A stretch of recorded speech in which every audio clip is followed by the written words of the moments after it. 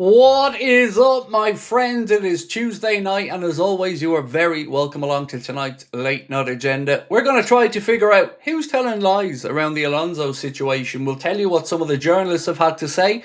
We'll tell you what Jamie Carragher thinks.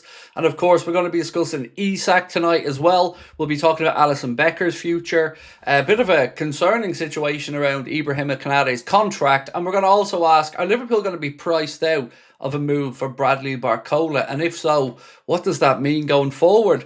As always though, ladies and gents, we do want to know your thoughts, so the floor is yours. Let us know in the comment section. Drop a like if you're enjoying the stream, and don't forget to hit that subscribe button. We do have a poll running tonight, and rather than talking about the managerial situation to kick us off, we thought we'd ask the question: are you feeling optimistic about this summer's transfer window for Liverpool? I'm kind of unsure how I feel about it, because I'm not really sure what to expect with regards to the finances or the volume of players traded in or out. So we'll try and figure that one out over the next 90 minutes or so. There is a lot of news to get through today, and one thing that I wanted to just jump off and discuss was Mohamed Salah and the possibility of him going to Fenerbahce.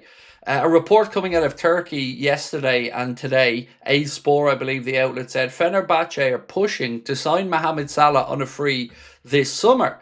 The Turkish giants have already held talks with Salah's camp and are prepared to offer him a huge 3-year deal worth around 17 million pounds per season.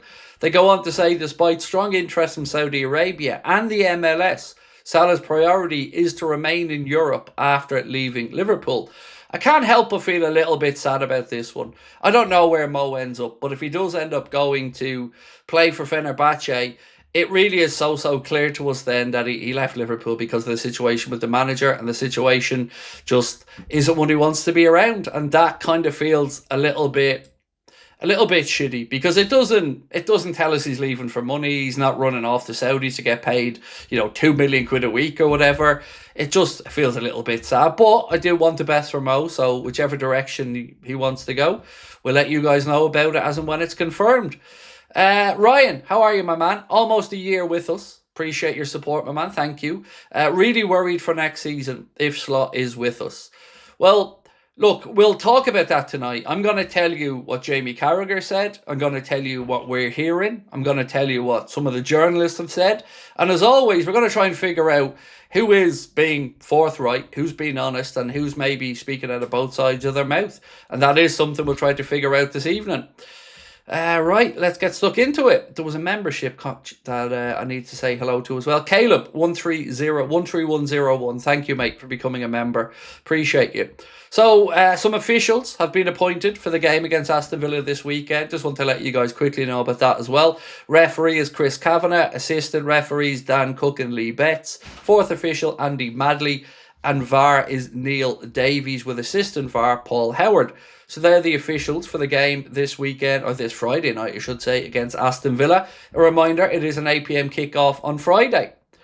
Right, the meme guy said, I'm definitely optimistic for the summer window, considering the amount leaving and some of the areas needing heavy TLC. Also, since Salah is leaving on a free, then surely we must have funds for a new right winger. Yeah, I'm not really sure what to expect with regards to money this summer. You're absolutely right, mate. There's going to be money there because Robbo's wage is going off the book.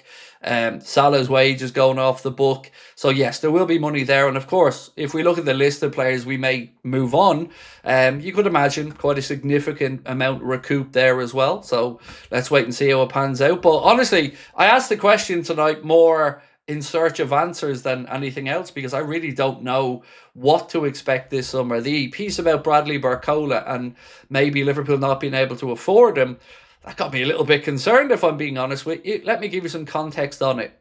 So, Greg Evans has said, the prestige of Paris Saint-Germain makes any potential exit challenging for Bradley Barcola, regardless of his current role in the squad. Goes on to say, financial hurdles following Liverpool's major spending last summer mean the club is improbable to meet the valuation for the French winger. Now, they don't say what the valuation is, but Liverpool shouldn't have a problem going out into the market financially to bring in somebody for the right wing, because it's an area that we've known we're going to need to address. Even before Mohamed Salah was departing, it was clear we were still short of wingers and pace. So I don't know. Yeah, I don't know if I have any concerns about money in general, or maybe that deal's just going to be an astounding figure that just wouldn't make any sense. I really don't know the answer to it, but well, we're also talking about Craig Evans. He said, and some of you will be happy about this, Anthony Gordon has emerged as a popular choice among Liverpool fans seeking replacement for Salah. While the club has previously scouted the Newcastle forward and appreciates his versatility, they currently have no intention of revisiting a deal. So that's Craig Evans reporting that Liverpool are admirers of Anthony Gordon, but have no plans to go and challenge Bayern Munich or other clubs for his signature. Mark Mosvich, thank you, bro, for becoming a member as well. Really appreciate you, sir. Extreme Soldier said, I'm optimistic as it's the only thing they promised. Yeah, look, we need to address probably 4-5 areas this summer. We're going to talk about Konate tonight as well, as his future looks a little bit more uncertain than even we thought. I mean, I suppose I'll get straight to it because there is a lot to cover. So Ian Doyle has said, the belief around Liverpool has always been an agreement with Konate over a new contract hasn't been as close as the player intimated. Both sides remain at the negotiating table, but Konate is out of contract at the end of next month and will be with France for the World Cup from early June onwards. Time is running out to reach an agreement. But on top of that, there was another piece that came out around the Konate situation that paints a little bit of a worrying picture on it. Let me just find it in my notes here and then I'll get through it for you. So, Mateo Moretto and Credit Anfield Edition for the post on it, they said that it is now Liverpool and not the player that's undecided about whether to renew Ibrahim Konate's contract. This piece says the club are stalling as they're not entirely convinced about an extension. The outcome remains up in the air. Didn't really see this one coming over the last few weeks, to be honest, that maybe it was Liverpool that were holding up this deal and not Konate. I mean, I think both sides are probably playing a bit of a dangerous game on it, but we do need clarity on it soon, because if we're not going to get Konate in, then they're going to have to go into the market and they're going to have to spend probably a significant amount to bring in another defender. Or do Liverpool do the cheap thing, which we're seeing them doing with Costas, and maybe say, well, Gomez can get Konate's minutes. We've got Jeremy Jacquet coming in. We've got Giovanni Leone coming back. I don't know the answer to it, but if it does end up that we're having to look from within, that's a concern for me, because you can't replace Konate with someone who's already at the club, in my opinion, like a Joe Gomez. If he goes, and that's the club's decision to make, then you've got to go out into the market and bring in somebody else. Branca, how are you, my friend? Said, I won't be renewing my international membership of more than 20 years until Slot is gone. I've already stopped watching them because of Slot. So, look, I've been trying to hold off the managerial talk as much as I can while the stream gets underway, because I don't want people to just come in and be met with me straight into moaning about the manager. But today's been a really interesting day on the managerial front. And that petition, which, by the way, I will post into the chat again there now, just in case you haven't seen it. It isn't our petition, but the petition's going to be open until Friday at midnight. So if you haven't signed it yet and you'd like to sign it, again, if you don't like to sign it, it isn't for you. No problem whatsoever. Completely understand it. If you do, the petition is in the chat there now. Last check, it was gone over 1.7 million signatures of fans that want Arne Slot out. Now, I wonder how much longer the club can really ignore this sentiment. It's not really getting publicised all that much because, again, the ones that would be publicising it are the ones that have been told the company line about Slot staying. But let me tell you this, folks. Someone's telling porkies. Someone's telling lies about this Alonso situation, because we told you months ago that our information was that the club was trending. Now, I think the words I actually used were the direction of travel is heading towards Alonso if they depart with Slot. Then you had the likes of Romano and others saying that, well, there hasn't been any direct contact. And I've always said, a little bit dubious about that one. And now I'm going to tell you why. So like I said to you guys months ago, our information was that the club had reached out to Alonso's camp and the club had some conversations. And a post from Chris Williams today really shows up that something doesn't feel right, something doesn't smell right about this. So let me read out to you. But if you're not sure who Chris Williams is, let me give you a bit of a background on why I think it's important that I highlight Chris Williams' words here. So remember earlier on in the season, we said to you guys that there was a journalist who kind of put their head above the parapet and spoke like it is and told what it's really like being a journalist when Liverpool don't like what you're writing or Liverpool have concerns about the topics you're discussing. Let me just refresh you with his post of what he said. He said this: "If I was covering Liverpool still professionally, I wouldn't give two shits what the club say referencing unfair comments. Little moans via WhatsApp and passive-aggressive messaging, I'd be speaking the absolute truth regardless of any line they'd like taking." It's very much a aren't allowed place. It's like North Korea at times. Again, this is a journalist that has covered the club telling you, because he no longer does it professionally, what it's been like as a lived experience covering Liverpool.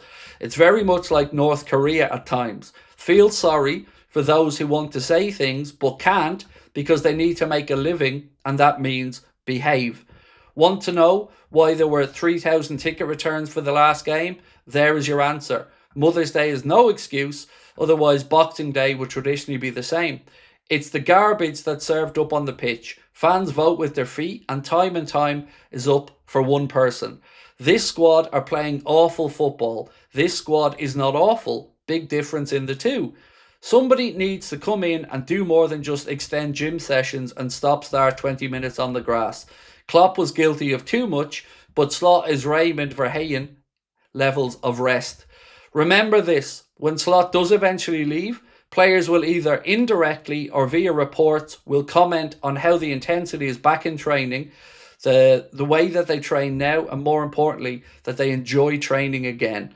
So the reason why I'm bringing this up is because today again, Chris Williams had something to say about the situation with Slot and Alonso, and he wrote this: "Player agent tittle tattle, or gossip as it's called, as far back as March that Liverpool had supposedly offered an incentive to Alonso to not consider his options until the summer, which seems very at odds with the news late last night and this morning." So like I've said, he's absolutely been contacted by Liverpool, or maybe not directly, but his representatives have.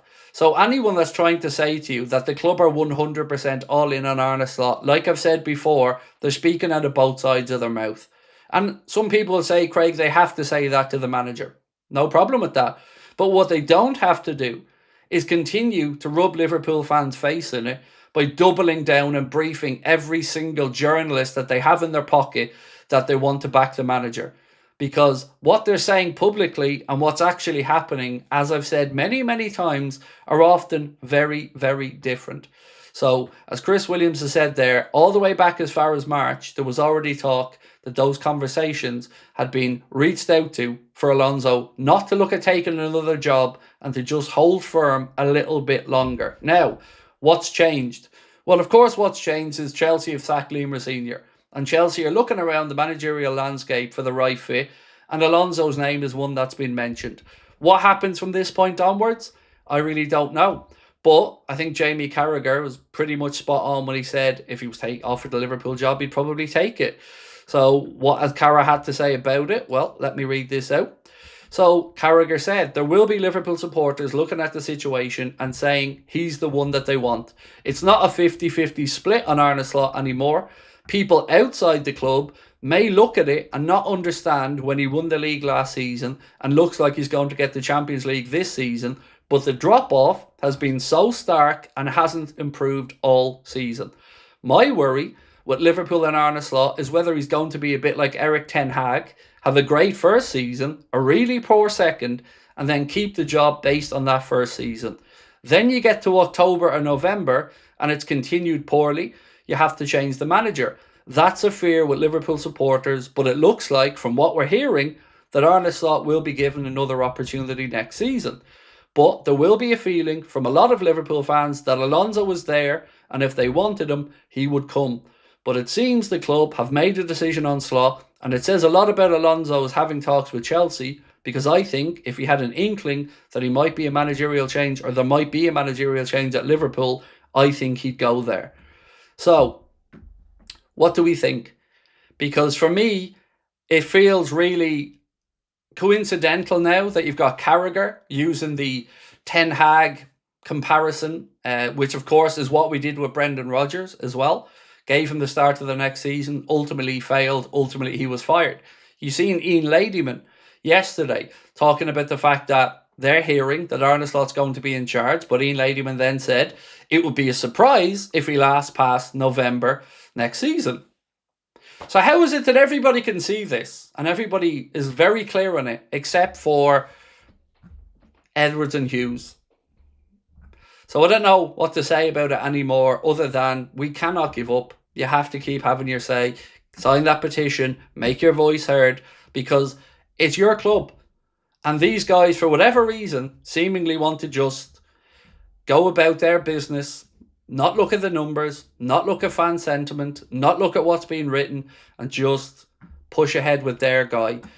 It's going to cost us all, and it's going to set us back. And the irony here for me is, the mocking thing that gets thrown around is Liverpool might end up being another Manchester United. Liverpool might end up being another club scratching around looking for a new manager over and over again. But the irony here for me is that we're probably going to end up going down that exact same pattern of bringing him in next season, giving him another chance because of what he did last year, ignoring the failings this year and the end of the season before, and hoping it gets better. It doesn't work out. It hasn't worked out for other clubs in the past, and it won't work out for us moving forward, because this is beyond just the results. This is Liverpool fans not liking the brand of football, and, as much as people don't want to say this, not connecting with the manager. And they don't. And it isn't just you, it isn't just me. There is a huge disconnect because we don't connect with him. That's all I can keep saying, is we have to keep making that clear. Fans aren't connected with him on a personal level. So results are going to have to be extraordinarily good to even get fans slightly on side. But as soon as the next wobble happens, and it will, it'll be the same again. Fans' sentiment will be up and we'll be scrambling around looking foolish. So they have an opportunity to stop us becoming the next United. But they need to stop being so arrogant and pig-headed about it and actually start doing what they're supposed to do, which is looking at the numbers. Right. Malty said, the petition is pointless. No petition has ever made a difference to the club. Probably don't even know about it. Sorry, but petitions don't work. FSG don't care. Cool.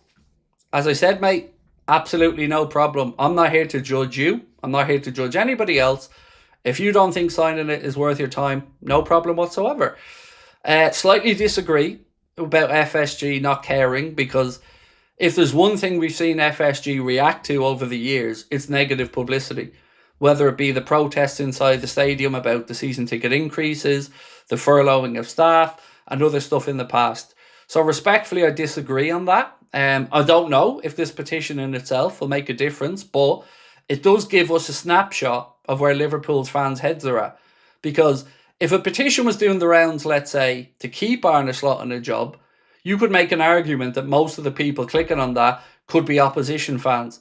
But no opposition fans are going to want to sign a petition to get rid of Slot when he's doing their work for them. So this, to me, is a really important snapshot of where people's heads are at and quite how deep the unrest is. So the higher that number goes, the more strength we have in numbers to at least say, look, there's an army of us. Many, many Liverpool fans around the world. And this wasn't started by a huge outlet. This was started by a tiny little account on Twitter. And it's grown and growing. And people are still finding out about it. People are still looking for ways that they can sign it. So I appreciate your standpoint. I'm not judging you one bit, my friend. This is the first one of these Liverpool type petitions I've ever gotten involved in.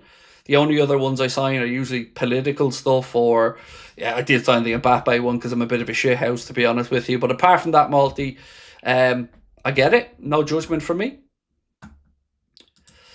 Eddie said, if they're backing him, where's his new contract? Exactly that, Eddie. And that's the simplest way to end all this conversation. And I've been saying it for months, my man. If you really back the dude, if you really think he's the guy, put a contract in front of him. It ends it all, ends the speculation. But they're not doing that because they want jam on both sides of their bread.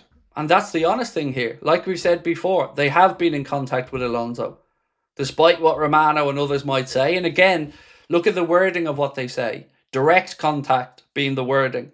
We all know that that's garbage. It's like the tapping up thing. There's always ways to get your word to somebody or your hopes to somebody without being direct. So again, sometimes you just have to read through the bullshit. And look, even if Romano's right and that the club get to the end of the season and they do a proper review, well, what's there to show that he deserves another season other than, again, the goodwill of winning it in the first year? We've already shown you that that's happened many times with managers. They get the first few months, they fail, and they always do. And then they end up getting sacked anyway. So right now, they have an opportunity to bring in not only Alonso, because I'm not sitting here trying to convince you it's only Xabi Alonso that he's the guy. That's not my job to do, and it's not my viewpoint. I think that there are other managers that could be worth a shout. But they do have an easy win. Now, I don't know why they seemingly are given a bit of a wide berth, at least publicly, to Alonso. But I do know that Melissa Reddy's comments yesterday, I can't shake. And let me read them out to you again from her piece on Substack. So, this is why I think, personally, Edwards doesn't want to go to Alonso. But let me read this out. While there are doubts about the 44-year-old Xabi Alonso's coaching ceiling, as he's in the embryonic stages of his career, this is the really important part for me. He's not the slam dunk portrayed. Is part of the issue also the popularity he would automatically command? Now, why would that be an issue for a football club? Like, many football clubs dream about having an easy appointment that would excite and pacify a lot of the fan base. But Melissa, in her piece, very cleverly says the popularity that he would automatically command, would that be an issue? It shouldn't be an issue unless you're insecure. And I understand that maybe they don't want to cede a lot of power to a new coach. But I'm sure Alonso would like to get the opportunity to earn that power and that extra responsibility. Much like any coach coming in. And I said this when Slot came in and he was given the head coach role. If you come in, if you get success, if you show you're continuously going in the right direction, you will probably get more leeway and more power. So I'm sure Alonso's absolutely open to that. But is it your own insecurity? Is it a power struggle thing? Because if that is the case, it's really weird considering he's not going to be here in a year's time, Edwards. I find the whole thing sour, weird. And again, it goes back to the Klopp time as well. Many people think there was a clashing of egos or heads between Klopp and Edwards. I don't know, but right now, it feels like they're not doing what they were promising to do, which is look at the numbers and make decisions. Remove emotion and make decisions. I'm asking them to do what they're supposed to do here, which is take the emotion out of it. Because of course I'm emotionally invested. Of course you're emotionally invested. We're fans. But the numbers don't lie this season. Ian said, Craig, the petition is nearly at 2 million now. I've signed it and let's bring Alonso home. So the Alonso thing is interesting, but just to give you a bit of a numerical snapshot of how bad it is at the minute for us, Opta put up a post today and Opta said, for the first time since Arne Slot arrived, Liverpool's 6-game rolling average non-penalty XG in the Premier League has been higher than the rolling average non-penalty XG for more than one game. And then Empire of the Cop posted to say, we know that XG isn't everyone's cup of tea, but Liverpool going from an XG of 3 goals that were expected to score previously and just over a half a goal conceded at the start of 2025. So that was our XG then. We were averaging an XG of 3 goals a game and averaging conceding just over half a goal a game. For the last 6 games, our XG is 1.11. So we're supposed to score 1.1 goals per game, down from 3, and their conceding XG is 3 times higher than it previously was. 1.5 per game versus half a goal per game. So I'm really confused here, because either someone's telling porkies or these lads just aren't what they're cracked up to be, because all the numbers are showing regression right across the board. And it isn't just because of the Diogo situation, and it isn't just because of the half-cocked transfer window. It's because of the motivational stuff. It's because the manager just can't get either his view across or can't get people to listen to it. And you can't just rip everybody out of the dressing room that has strong opinions and start putting in sheep or people who will just do what they're told. It's all so silly. And again, I'm asking, where are the cold, hard decision makers that remove emotion? Because if they're supposed to be doing that, then everything points to a very, very obvious bye-bye. Alexander said, evening all, we will sack Slot, don't worry. I think we will. I really do.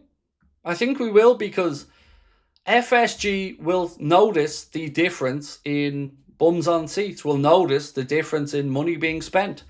And like I've said, we can all only do a tiny bit together. You can not give them your money. I've cancelled my All Red subscription. I'm not going to be buying any Liverpool stuff when they release a new shirt or any of that. I'm not going to be sent a penny across until he's gone. And that's the only thing that I can do, apart from come on here and, of course, have a chat with you guys. Oliver said, with the rate Chelsea go through managers, Alonso will probably be available in November. Saying this jokingly, of course, I want Alonso yesterday, but FFS, we need a change. So for me, I guess there's another aspect to him potentially going to Chelsea, Oliver, that I'd like to raise, and that's, do we want him going from Chelsea in the future then to Liverpool at any point, even if it's not directly? I don't know. I don't know. I feel like if we sit back now and let him go, I don't know. I'd rather he didn't. I'd rather Liverpool just did the right thing here. Now look, there are people who said to me that they don't think it's necessarily only Alonso. Sebastian Hoeneß's name has been mentioned quite a bit. And of course, there were other coaches that were on the shortlist before, like Spalletti and maybe Nagelsmann, if he decides to leave the national team job with Germany after the World Cup. But whatever it is, it just needs to start with an acceptance that it hasn't worked out with Slot. Despite maybe them feeling their ego or their reputation's going to take a hit, it'll take far more of a hit if they still end up firing him, but they've angered an entire fan base in the process and they've cost the people that are paying their wages money. Lee, if you're Rio, will you request a transfer if Slot stays? I'm worried for his career. He should be started next year. Yeah, he'll struggle for minutes. No, I don't think I would. I still think he will get minutes next season, but I guess the question I'd rather say is, do I think Slot would bring him on more than, and by bring him on I mean progress him as a player, more than an Alonso? Not a hope, not a chance. Alonso will build his confidence up. Like, there was something Granit Xhaka said that we talked about recently, which was basically that he wants to see players working hard, Alonso, on the training ground, and he'll give them their chance. So I think with the likes of Rio, that would be perfect. I actually think in a weird way, you're more likely to see youngsters given a chance under Alonso than Slot. Because there was a piece that we talked about, I want to say August, where, and again, I'm not saying this is a fact, but it was out there as a talking point, that there was one report that said Richard Hughes wanted Arne Slot to work with Rio, and that's why they weren't going out there to replace Diaz. But apparently, as this piece goes, he wanted to go out and get Bradley Barcola, Arne Slot, which again tells us a lot, if that's true. And we have to say if, because of course we're not inside those negotiations. The club has no excuses to take shortcuts. Yeah, they don't. And look, I really just don't get it because they're damaging their own brand. And I don't know what else to say other than to put it in that context because that's what they're doing right now. Like, they've taken a situation of absolute optimism and delirious Liverpool fans to this in a year. Now, if I'm an owner of the football club and I see everybody was over the moon in August with the window, the expectation, the excitement, very grateful for the big transfers, and you're thinking as owners, all right, well, we've got this one sorted out. And then all of that goes away over one season, and not just goes away, plummets. Fan sentiment is changing quickly. Frustration over the price increases of season tickets. Absolutely disdain now for the situation we find ourselves in with the coach. That takes some turnaround to get from that happiness. And I know we're all fickle as football fans, like I get that. But to take all that goodwill and have us here in 9 or 10 months, that takes some doing.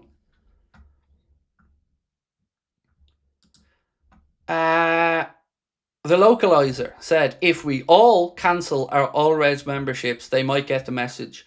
The auto renewal kicked in this week, which is timely. You have 14 days to cancel. Well, we actually had 2 All Red subscriptions, and both have been cancelled. And like I said, this is normally the time of the year where I'm excitedly looking for the new kit to be released and looking for when pre-orders open. Not this year. Not going to spend a penny. And I'm going to continue to say what I say on stream. I'm going to continue to put my point across. But that's all that I can really do other than urge people to have their say and maybe do similarly. But it shouldn't have to come to that. And that's what makes all of this so unnecessary. Is there's an easy win there.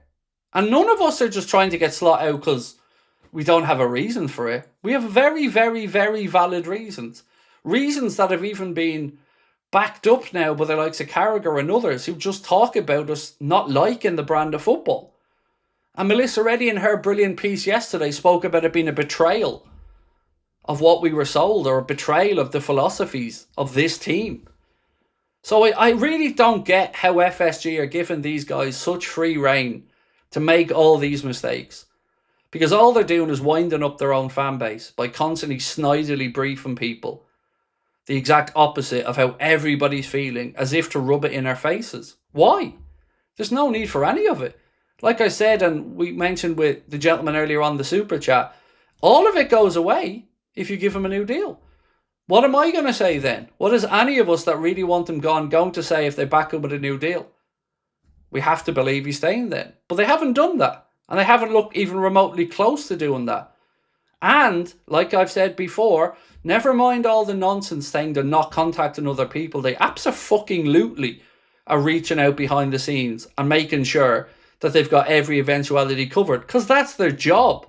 They have to do that. So, up to everybody what they believe. But like I've said before, sometimes it's what's not being said that's shouts louder than what is being said. Surely FSG know the club will lose money with slot. Absolutely they do. And like I mentioned in that Chris Williams post earlier on this season, he went on to say, want to know why there were 3,000 tickets returned for this game? Again, when he wrote this post, there's your answer. Because fans aren't excited by it. And I've made this point for months now. Whatever about the general sale tickets, you know, you'll probably still get people convinced to go. But when you're asking people to pay £400, £500, £600, £700 for a hospitality ticket for basically a glorified buffet, they're going to want to see a team on the pitch that is entertaining to justify it. And that goes hand in hand with these high prices. Because football now has become an entertainment business. And when you're charging that much, people certainly expect value for that money. So they're going to have more and more of these returned, or they're going to have to start dropping the prices. But yeah, like you've all said, the only language FSG seem to understand is money. Money and bad publicity. And again, it's also unnecessary. How are we, Mr. Nguyen? How are we? So I think the board know that if this continues, The loss will be more than just a few million compensation to sack him, but why won't they act? The only thing that I can say to you, my man, I think part of this is an ego thing with Edwards. But of course, I can't prove that, can I? But like Melissa said in her piece, is the fact that Alonso would be so popular immediately part of the problem? Because if it is, why? Like I've said before, let's look at Chelsea right now. Chelsea have to go out there into the world and get a manager at the minute. Now, Chelsea's board are scratching around, and I guarantee you that they wouldn't be able to find an appointment that would excite their fan base and connect them immediately with a new manager like they could with Alonso right now at Liverpool. And it feels like, why are we doubling down and betting the house on the guy who everybody can see is just not a Liverpool coach? He isn't. Unless you want somebody that you can control easily and will just shut up and do the coaching, fair enough. But even at that side of it is so far away from where we need to be. They made a mistake and they won't admit it. They made a mistake with their data. They made a mistake with what they thought they were getting. And as Melissa said, the data may have shown when Klopp was leaving that at that moment, Will Spearman's data and his, what's the word I'm looking for here? Algorithm may have shown that he was the right man at that time, that he ticked every metric, but he probably isn't now. Not with the rebuild that were needed, because I'm not backing Slaw to build a team and drag us into the next stage, because he's shown this year he's so far removed from being able to do it, and he's actually turning players away from the club. So it's gone ridiculously bad. I'm still angry that we're going to have to say goodbye to Mohamed Salah. I'm still angry about that, because we know why. And again, why the fuck are they backing the one guy that everybody has had enough of, other than their own arrogance? I don't get it. And I dare say I'm not on my own as well. Greg said, I just don't understand why they've waited so long. So, Greg, I don't have any issue with, at this point, let's say, them wanting to just bite their lip until the season's over. I've no problem with that, or the idea of that. But the part that really, really winds me up, Greg, is that they're briefing. They're still strongly briefing as if to stick two fingers up to us, that he's their guy. And we've been sold not just one pup here, but three. Because they aren't doing what we were told as fans they were being brought in to do. The thing that all the journalists lauded them for. Again, removing emotion, using the facts, using the evidence. They're not doing that now. So we're being fucked here. Proper fucked. And thank you, Greg, by the way, for being a member with us, my man, for 5 months. Appreciate you. Zoshi said, any news on Konate? Hope he leaves. I don't know if I'd call it news, but there's certainly been some reporting today about the Konate situation. So there's two different things. Let me start off with the first piece, and this comes from Matteo Moretto, that said, it is now Liverpool and not the player that is undecided about whether to renew Ibrahima Konate's contract. The club are stalling as they're not entirely convinced about an extension. The outcome remains up in the air. And then there was a little piece or a comment from Ian Doyle around it as well. And Ian Doyle said this: the belief around Liverpool has always been an agreement with Ibrahima Konate over a new contract hasn't been as close as the player has intimated. Both sides remain at the negotiating table, but given Konate is out of contract at the end of next month and will be with France for the World Cup from early June, time is running out to reach an accord. So, I don't know, dude, is the honest answer. I wouldn't want to be putting 50 quid on this either way. You know, the common sense thing to me is to keep him. Because if you keep him, at least you've got Xhaka coming in and Leone. So you have real competition for next season if his performances aren't at the level. And also, you'd have to go out there and drop 40 million quid, maybe, to get another centre-back in. So, without knowing the real numbers of what Konate is asking for, I think it's very difficult for us to gauge whether there'd be value in that or not. But I've always said the same thing on his worth. To me, Konate is no more than 160 to 200 grand a week defender. Anything over that, I think, is way too much money. But what do you do when you're in this tricky predicament? You can brief saying you're relaxed about the contract situations going to this point, but again, somebody's going to have to pay money here. Somebody's going to have to put their hand in their pocket, and whether it's for a new player or to give Konate a deal. So let's wait and see. I really don't know what way it goes. Tactically, what does Slot need to change if he's back next year? Or is it as simple as continuing to build a roster with younger talent? He doesn't seem to want to work with younger talent, though. That's the thing. Like, how can we all sit here and say what he needs to do next season when we still don't know what the fuck he's trying to do now? And I know that sounds like a very flippant thing for me to say, but I'm not wrong. Describe our philosophy, our identity, because we're not a pressing team. So Arne Slot sarcastically after the game last weekend said, do you think I'm not telling them to get back into position? Do you think I'm telling them not to push on, not to press? So I think inadvertently, he's actually shown himself up to be even worse here, because if they're not doing what you're asking them to do, that's an even bigger problem, because not only then are you seemingly inept, but you're also incapable of motivating players or even getting basic respect out of them. And like Chris Williams said, watch when they leave. Watch the articles come out. It's clear. He's a problem for the club. And the club, seemingly, the executives, don't want to admit their mistake. T-Fang said, I have a feeling that once we clinch Champions League football or after the last game, it will release the club and Slot has eventually decided to part ways.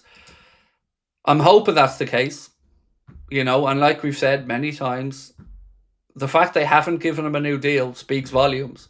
Because even if we put ourselves in Arne Slot's shoes, if you're him and you're seeing publicly that the club are saying they're backing you, surely his agent is going to be knocking on Richard Hughes' door and saying, right, well then where's our contract extension? Let's get chatting here. You're saying publicly you're backing our manager. Well, he doesn't want to go into the last season of his contract without any certainty over his future. So even if you flip the script and look at it through Arne's eyes, you can still see a way where, contradictory statements public versus what they're actually doing, what their actions are. If you really supported and believed in him, you'd put the money down and give him a new deal. But you don't. So you haven't. And you're just trying to convince the rest of us that you do. Raekwon said, Edwards and Hughes want a yes-man coach. But here's the problem I have with that, Raekwon. And by the way, thank you, sir, for your 9 months with us. Appreciate you. Here's the problem I have with that.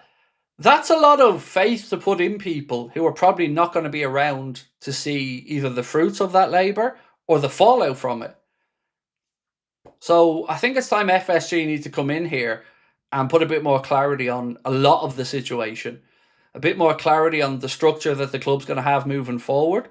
A bit more clarity on the coach situation. And also to justify whatever decision they're going to make. Whether that's to keep him or get rid of him, they need to justify it.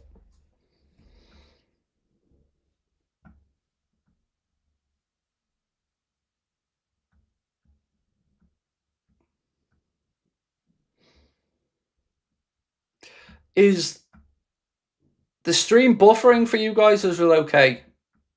It's buffering on my end, so that's why I'm just checking with you guys to see if it's okay with you or if it's still buffering.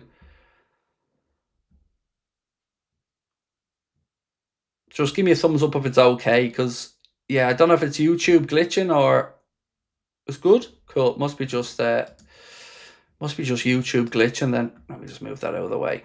Cool. Sweet. Thank you. Stevie Boy said, do you believe the senior players are done with Slot? Yes, I firmly do. How could you think anything else? Yeah,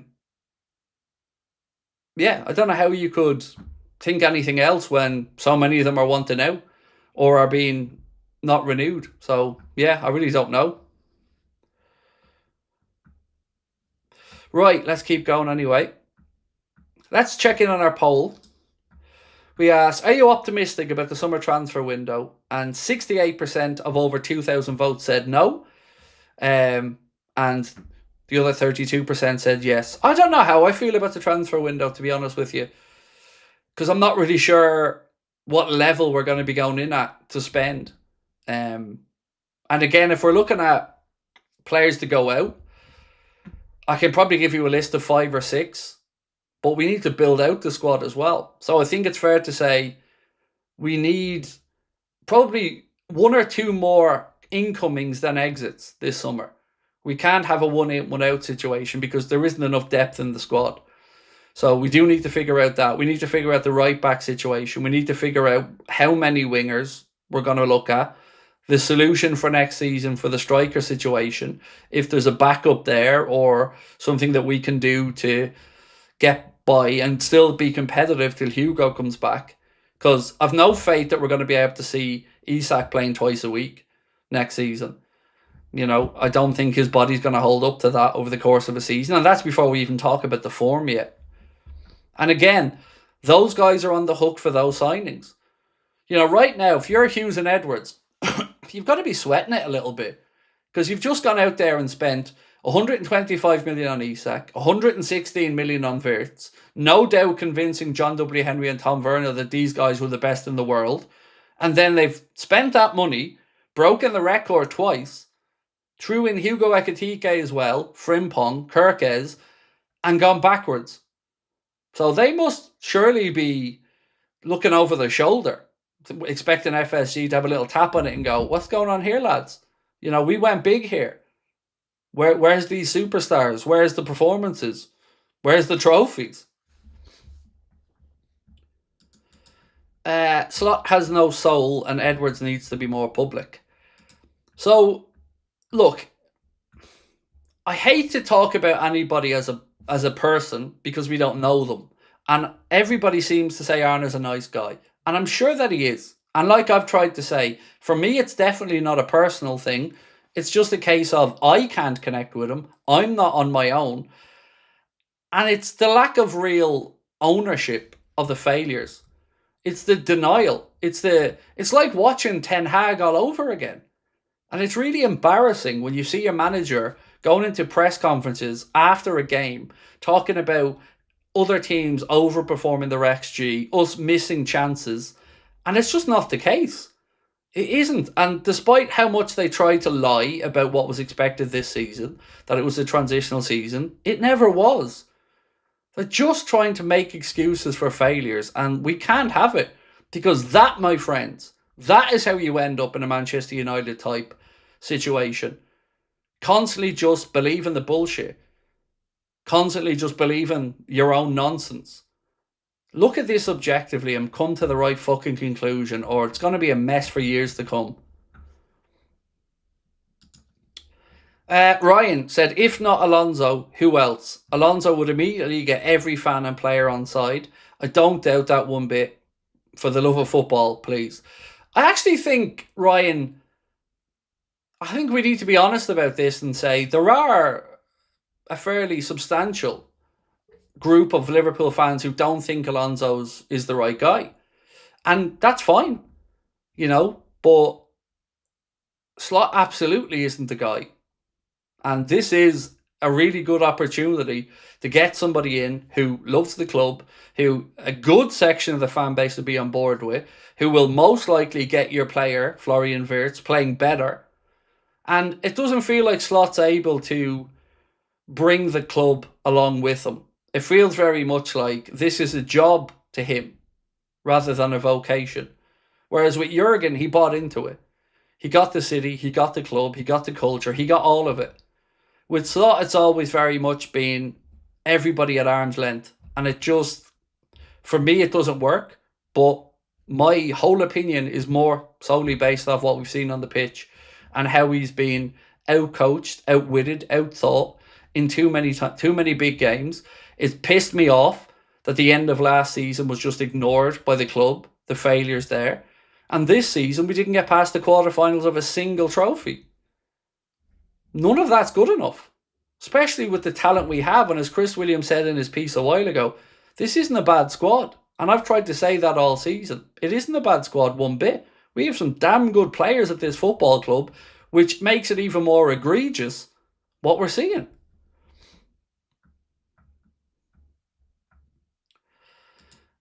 Wasted the Goat said, hope petition is mentioned and you think he's sacked. I think if they are true to their word and they do their review and they look at the season as a whole, I don't see how you keep him in a job. I think you have to come to the conclusion that it hasn't worked. And I think the longer it goes on, the more bitter it's going to become, the more damage is going to be done to FSG's reputation, and the harder it's going to be to get the club back to where it needs to be. Because if you go into next season and he's gone by November, December, we're then in damage limitation mode, trying to find it. And again, do you want to back this manager in the window again? If you've any doubt about the direction of his travel or whether he's good enough, do you want to back him in a window with the players he thinks he needs? I don't know about that. I wouldn't. 1994 Sports Fanatic said the front office is getting off easy and Slot is the fall guy. The reality is that we had an overhyped transfer window. They bought in Slot and players. So I agree with a huge part of what you've said. But the problem is they're the guys that run the club for FSG. Like Michael Edwards is pretty much their guy. And if they still have faith in him and his opinions, you know, what's the likelihood of them getting the boot? But FSG have a problem down the line anyway because their contracts are up in a year. So they're going to have to look to a new director of football at some point. And I agree. For me, if I'm being really honest with you, dude, all three of them could go. And I wouldn't bat an eyelid. Because I think we do need to clear the house. I think we do need to clear the decks because, again, it's hard to get a read on the Richard Hughes situation because we don't really know much about Richard Hughes. We know the deals that he'd done. We know the deals for the players that moved out.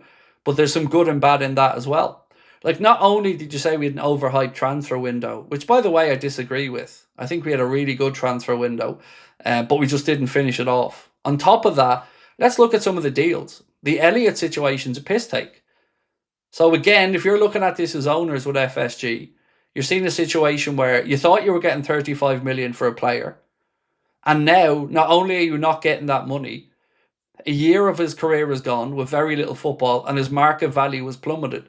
So you're going to lose another 10 or 15 million quid off his fee, if not more. The Chiesa situation has cost the club 14 million quid in wages over the 2 years, plus the transfer fee. Has that been value for money? Absolutely not. And there are more and more of these that we've seen. So it needs to be, again, you're right, there needs to be some pushback, but I dare say, let me ask this one. Let me just ask on it because I want to just see how people feel about it. One sec.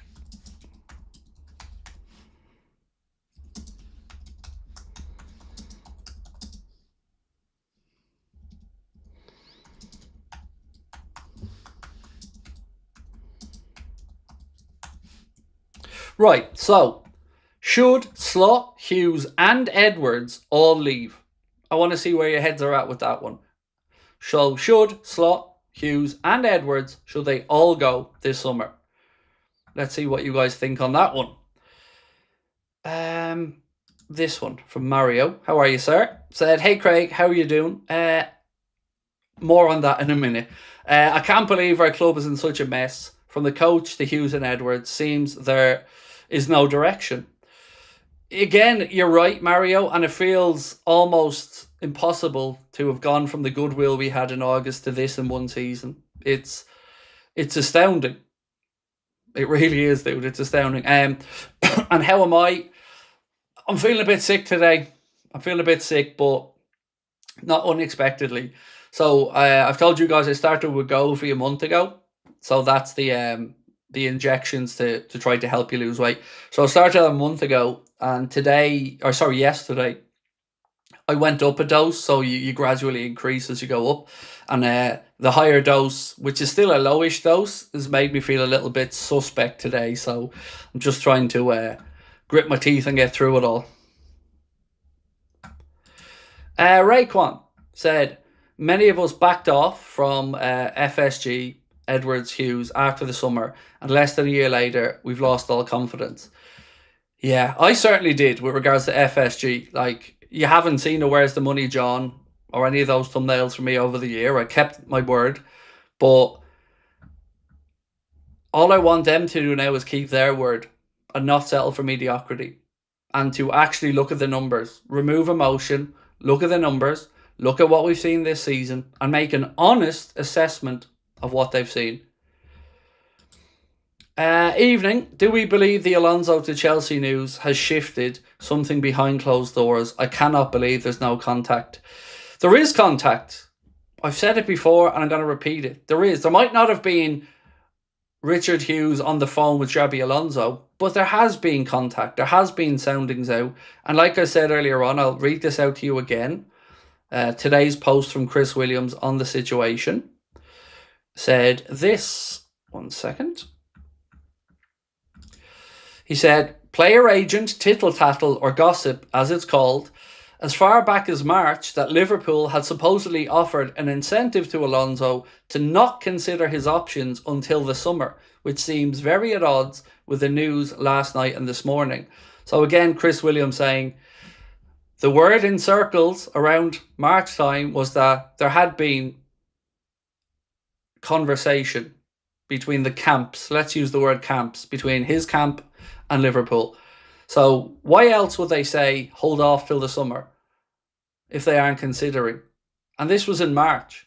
Now, has anything really changed on the pitch since then? Have we suddenly become brilliant? Again, I know people have journalists that they like. I get that. But you have to understand that all of this is a game to some extent. Where they get their information from, how they get it, is just as important as what they're saying. And some journalists get their information from a variation of sources, and some have very good relationships with football clubs. Up to you to figure that part out for yourself. Because, I don't want to belittle these guys. As Chris Williams said before, they do find themselves in a tough situation at times where they have to put what they actually believe versus their livelihood. Is it worth them writing a negative piece if they're going to get Tony Barrett or somebody from the club, message them on WhatsApp with snarky little messages? But that's why I keep saying, this is why I don't believe some of these people, because I know more than I can ever say on here. If Konate leaves, Senesi is probably to save cash. That's a decent show, Hamoudi. I never really joined those dots, mate, to be honest with you, but it would maybe explain why there has been talk that Liverpool have come in a bit strong for Senesi in the last while, whereas it was thought that he had an agreement with Spurs, that if Spurs stay up, he'd go there. So yeah, maybe they are looking at that in case the Konate situation doesn't work out yet. It's very, very fair. It's certainly not improbable. I like the idea of Iriola, Prem proven, but built sides. So I've no problems with him as a coach, but again, does he have that connection or the gravitas? I don't know is the honest answer. Look, there are coaches that I'd be okay with. Nagelsmann, Iriola, Alonso, obviously Luis Enrique. Even if Sebastian Hoeneß was the guy they wanted to go with, at least I know enough people who think highly enough of him that it would seem like an understandable decision.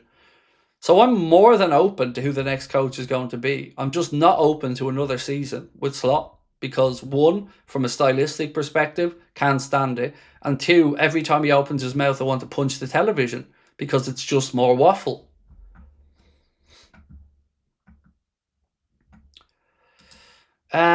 Yes, leave and don't let the door hit you with a good Lord split you. Alonso in and I will buy every new kit and merch and spend. I'm the same. You know me, mate. As soon as Liverpool and Adidas got back together, I was hyped. And, I easily spent 1,500 quid on stuff for the family, myself and a few other bits over the last year. Because It's perfect. I love it. I love that marriage of Liverpool and Adidas, but I'm not spending a damn cent this season until they address our concerns. We missed Gay and Semenyo. We can't lose Xabi too.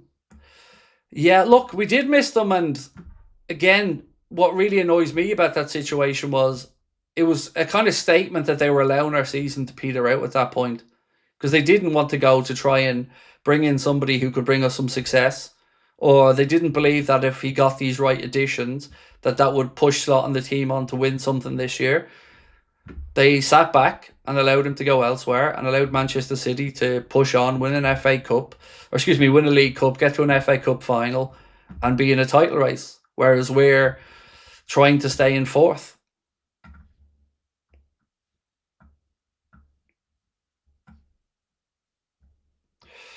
Right, again, I'm going to put... Oh, one sec. I'm going to put the petition in case you haven't seen it yet, in case you want to sign it. It's going into the chat there now. Just look for the latest post from us, Anfield Agenda, and you will see the petition. If you haven't signed it and you want to, please do. If it isn't for you, absolutely no problem with that either. The petition is closing at midnight on Friday, according to the account that started it. Itachi said, so Alonso is waiting for us, man.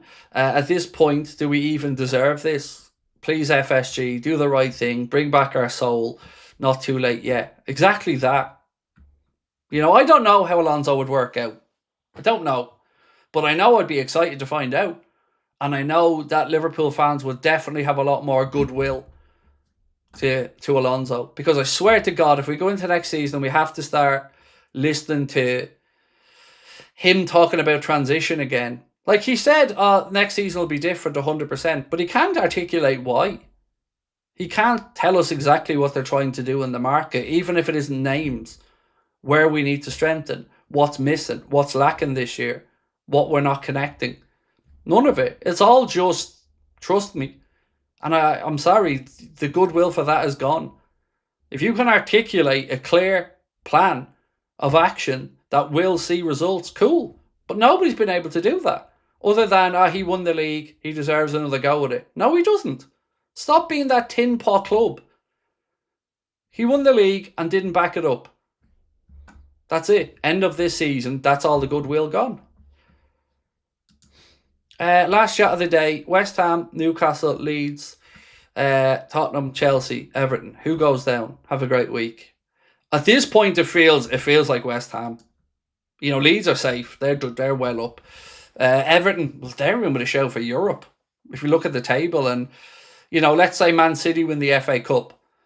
That means that another European spot, Europa League spot, goes into the league. So then you're looking down towards, 8th place? And if Villa, let's say, win the Europa League and finish 5th, then it could be down to 9th place. Almost half the Premier League could be in Europe next year. So, yeah, I think the way it is at the minute, you'd have to say West Ham. Probably looking more likely. Spurs have, a bit of a couple of point gap, I think, over them right now with 2 games to go. So, yeah, I'd say at this point it's probably looking more like West Ham, which I'm not going to lie, the shithouse in me thinks if West Ham go down, we could get Bowen. That makes it a bit better.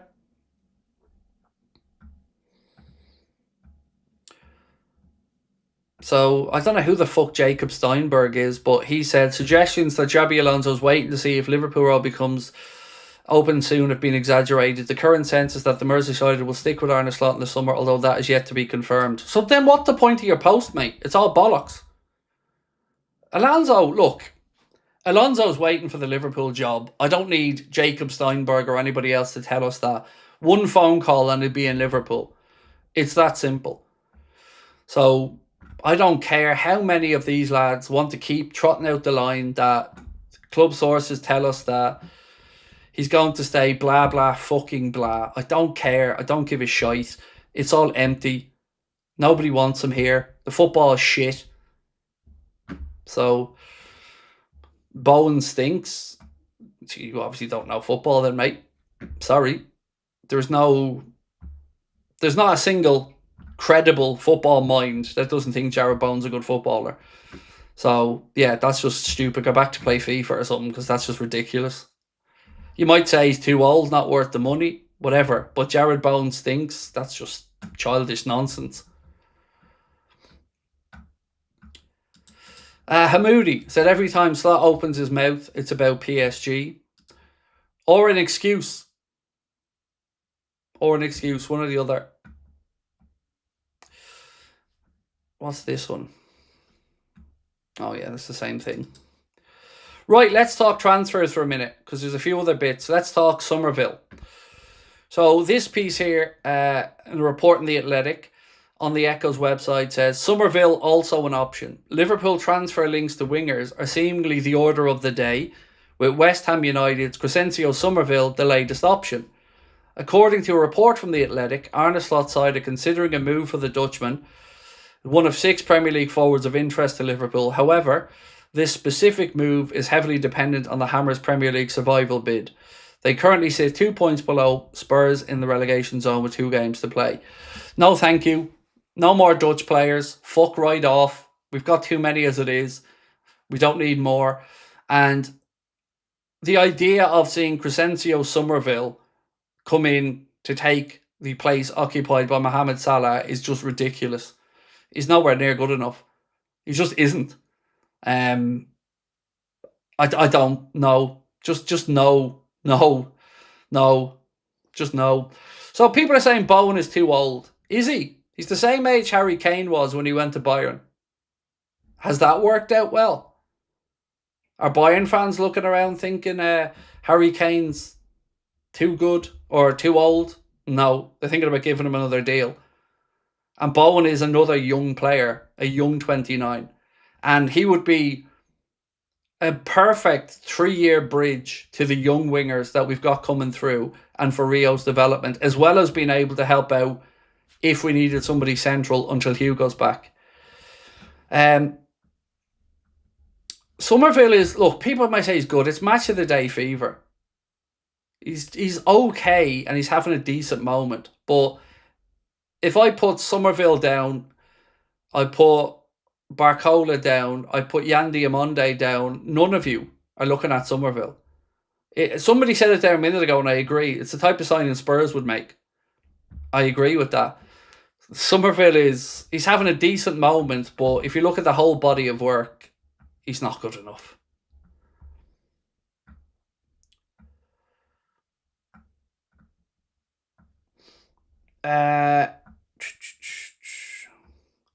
He's better than Kudus, maybe, but I'm not asking us to sign Kudus either. I just think when we're talking about the likes of Diamonde, BARCOLA, if Somerville came in as another winger, a second winger after a high-profile winger, maybe it's not as egregious. It just is not an exciting idea. It just isn't. Like, the idea to replace Salah with Crescencio Somerville, just, like, we might as well just change our kit to orange at that point and become the Dutch national team. You have Gakpo, Virgil, maybe Verbruggen comes in, then you'd have Somerville. Then we're talking about Cody Gakpo. I mean, there's just no, I don't want that much of any nationality unless it's homegrown English players. So here's a bit of a worrying one for you around Lamine Camara. Graham Bailey with Team Talk said, Lamine Camara is emerging as one of Newcastle United's leading midfield targets ahead of the summer transfer window. And Team Talk can reveal, while there is growing belief that the quality Monaco star is destined to move to St. James's Park. Bowen is no Kane, though. I didn't say he was, Harry. Somebody said he's too old, and I said Bowen is the same age as Kane was when he went to Bayern. And do you have Bayern fans saying he's too old? No. That's all I said. I like Bowen. I think Bowen would be great. I'm not sitting here saying that he's the only one we can go for, but I'm saying the too old thing is kind of what we need as well. Like, we've got young players. We've got Rio. We're going to bring in another young wide player. We've got youngsters that we've brought in to play in wide positions in the last few years. I think if you look at the people leaving the club and the experience going out the door, we can't ignore that side of it as well. it's really important that you've got a mix of experience and youth. And I think the age profile of our squad, when it gets refreshed, it is quite young at the minute. So I do think we could do with somebody like a Bone to bridge that gap for the next few years. That would be my argument for it anyway. But like I said, not trying to say it's the only option, but I'm just trying to defend the idea that he'd be too old. I just don't see it that way.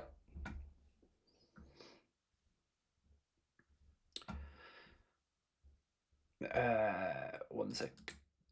Paper Wings said something behind the scenes stinks to high heaven. It does. It does. It just feels weird at the minute. You're right. And thank you, by the way. Hamoudi said, I've been a Liverpool fan since I was 15. This season, the first time I've turned the TV off because of Slot several times. It hurts.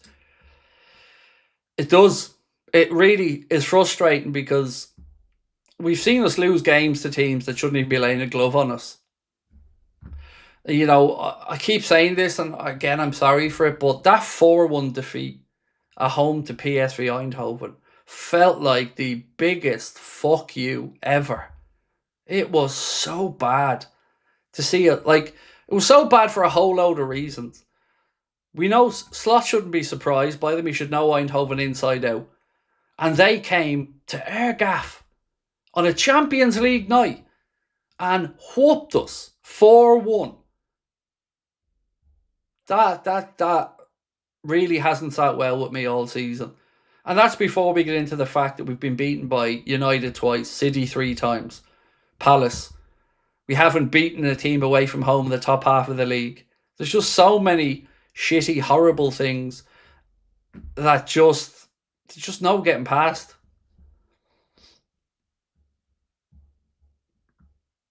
Would I take Van de Ven?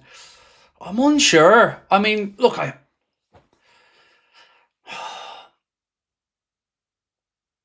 like Van de Ven. I'd be concerned about his robustness, and I'd also question aerially whether it'd be enough. Like, Van de Ven to me would be somebody who I'd really like if Alonso came in and wanted to play with a back three, and you played him on the left side of a back three. Then I'd feel far more comfortable about Van de Ven than maybe him coming in to play alongside, I don't know, Xhaka, let's say, as a 2 in the centre-back pairing. But there are loads of good attributes to his game as well. Like, he's incredibly fast, obviously. And we know now he has a lot of Premier League experience. Yeah, it'd be an understandable link anyway.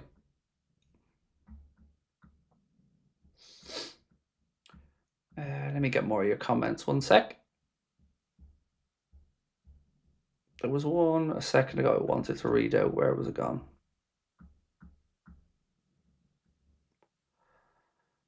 Sorry, folks. Bear with me. I'm just going through the chat trying to find a comment that I seen a minute ago. There it is. Glenn Simpson, how are you, my man? Said, if the Dutch team was winning every major trophy, it'd be one thing to want a bunch of Dutch players. They're not, and Slot won't make them that quality for us. I just think there's too much passiveness around Liverpool at the minute and not enough aggression. And when you've got a manager and a captain that are both kind of relaxed, let's say, in their demeanour, I don't know, I need somebody to be losing the head somewhere. I need some aggression somewhere. I need some motivation somewhere. So, yeah. The right players are the right players. Like, I'm not against any particular nationality, but I don't know. It's just, if some of these links just feel really underwhelming, but not in a good way, because there are underwhelming links where you think, okay, this might work. This might be a stroke of genius.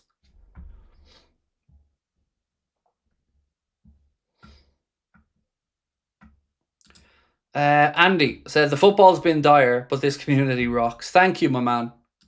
Yeah, this community is definitely, well, I can't say it saved my sanity, because I'm not really sure if that sanity is fully there all the time, but it certainly made this season as bearable as it can be. Being able to chat with you guys each night certainly been a bonus in a positive sense. Telio said, Craig, our midfield this season has more holes than Swiss cheese for one reason. Our whole midfield plays with freedom and do whatever. Gravenberch has license to attack but not defend. Yeah. When I heard him after the Newcastle game earlier in the season saying that the manager's given him more license to get forward this year, alarm bells started ringing. Like, that's our number 6. That's our deeper lying player. And we're giving him more license to get forward? That's no thanks. I want somebody there shielding the back four. And also, the right back situation, I don't think is getting enough coverage. Because we need to make a big decision there. Like, what on earth is going to happen at right back? You know, is Frimpong going to continue to pick up injuries? What's going to happen with Conor Bradley? Are we looking to recruit somebody? Is Joe Gomez going to leave? And on that, let me read out what Joe Gomez said in an interview, because I'd love to get your take on it. So, speaking about his future, Joe Gomez said this: "I think anything can happen. I don't know is the honest answer. I've only got a year left on my contract, so I don't know. Whatever is meant to be, will be, but I'm so grateful to have had this time here at this club. I'll always be grateful to have had 11 years at a place like this. All I can do is be thankful, and we'll see." Now, that's at the very least a man that's not closing the door to a potential exit. You can look at it and maybe interpret it however you like, but it's certainly not ruling out a potential exit. So we've got Joe Gomez with a year to go in his deal that the club will have to make a decision on. Do they look to cash in? Do they let him go for free? Do they renew? It looks like they may either let him go for free or sell him. You've got Curtis Jones in the same contractual situation, a year to go. Looks like he's going to go this summer. At least, again, he's open to the prospect of going. Alisson, who's open to the prospect of joining Juventus with 1 year to go in his Liverpool deal. Salah, whose last year is being cancelled. Robbo, whose contract is up. There is a serious brain drain or experience drain there. And that's why I'm so mindful to push for somebody like a Bowen. Because I really think we need experience and the right attitude in the dressing room. Dominic Szoboszlai has been one of the few bright sparks this season. And his aggression, determination to impose himself into games and drag the team along, that's been really cool to see. And you can see leadership evolving there, 100%. But looking around with all those other people going, it's there's a lot of experience and muscle memory of winning that's going to be leaving that dressing room.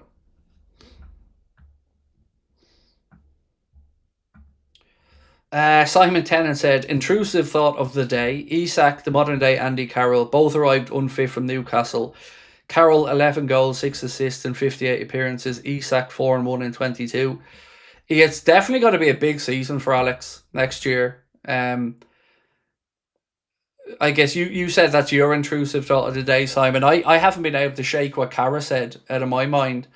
You know, that there haven't been many instances of a huge signing coming to Liverpool that didn't make an impression in their first year that have gone on to become legends. So, yeah, it's definitely a concern. That and the fact that, again, do we look like we understand what the plan of action was to link up with Isak? I mean, we still look quite far removed from that. Yeah, it's a big one. It's a big season for him next season, because we can't get that deal wrong. That has to work. So does Wirtz. That has to work as well. So here's one, and I'm going to base this off what somebody just said in the chat. If we got most of the money back for Isak, I'd sell. Same with Wirtz. So for me, I can't deny I'd be interested in the Isak question. Wirtz, look, this could be my pig-headedness, but I'm not giving up on him, because I really do think he's a really incredible footballer, and with the right coach and the right setup and the right freedom given to him to operate in the right areas, I think he will come good. Because there's been too many former players, teammates, coaches that have all spoken so glowingly about his quality. And he's young. So with him, I would say no. Even if we were offered the money we paid for him, I still wouldn't sell him. But 125 million bang down on the table or close for Isak, I can understand how people would consider it. What would you guys do? Let's say, I know it's not going to happen, but hypothetical madness.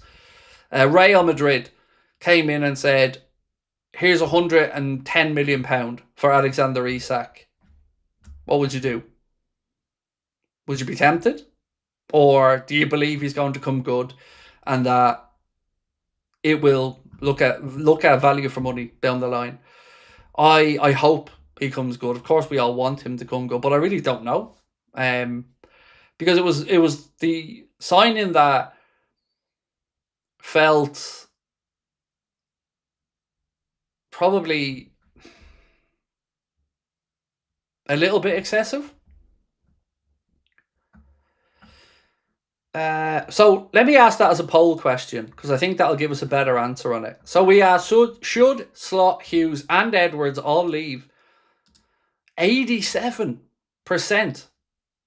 86% said yes, that Slot, Hughes and Edwards should all go. So here's one.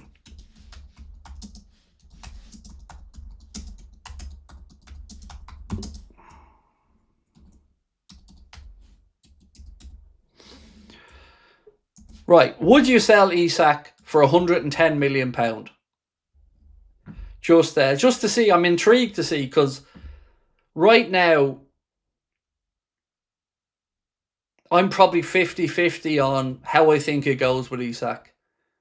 You know, there's no doubt he's a great player. There's no doubt he's a good striker. Like, his quality isn't in doubt. But have we got everything in place to make it the best place for him to succeed? I'm not sure. I'm not sure, because there's a lot of uncertainty around the coach, around the wide players, the profile of those, the setup for next season. Yeah, it's an interesting one. Look, like, it's just shits and giggles here. We're not trying to chase Isak out of the club. It's just basing it off what somebody said in the chat. You know, if you nearly got your money back, would you sell him? Of course, you'd have to know who the replacement is. Yeah, do a Verts one. I will, but one at a time, mate. Just let me get this one out of the way, and happily do a Verts one for you as well. Wouldn't get anywhere near 110. Like, again, it's a hypothetical question. No one's trying to say we're looking to sell Isak or anything like that. Just intrigued to see where people's heads are at with it. That's all. Because I'm absolutely convinced with Verts, I have no doubt he will come good. I could be very wrong on that. But with Isak, I'm unsure, but I want it to work. I really do.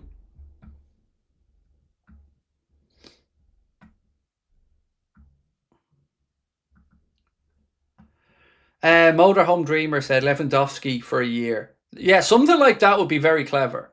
If you could get somebody of that ilk as a short-term solution, I wouldn't be against that at all. You know, we know Hugo's coming back, and we'd have Hugo and Isak then, young Jayden Danns, Will Wright coming through in the future. You know, looks good. But we do have certainly at least a concern for the start of next season with the rotational ability of the centre forward position.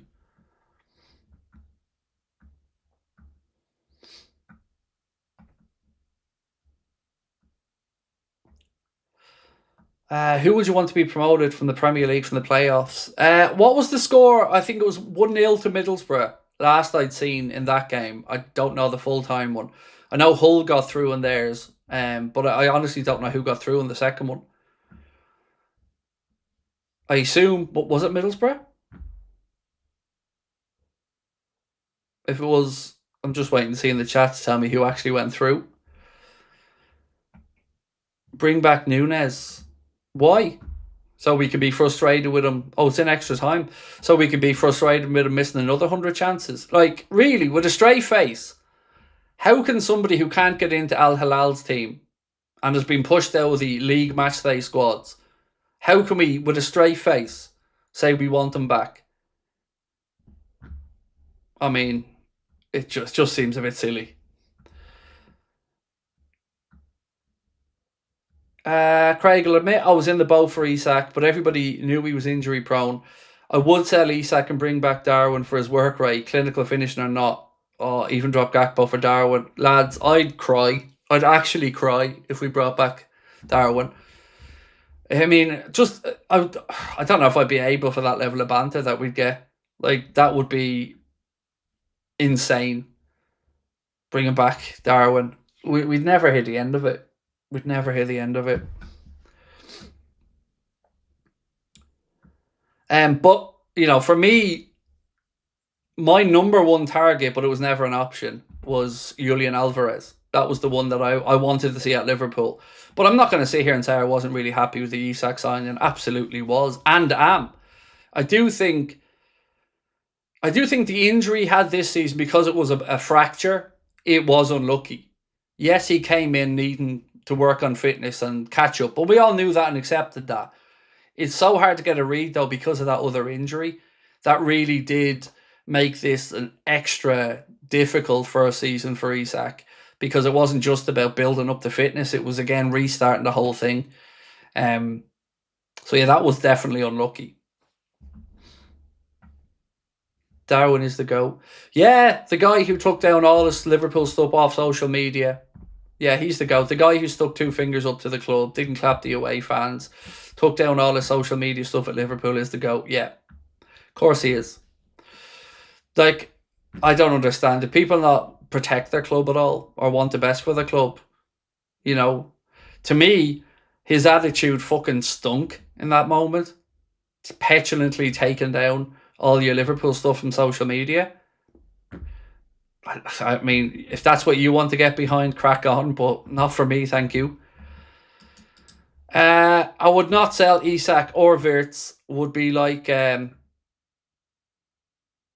don't know what you mean. Talks under. You'd like to see them, sorry, under another manager.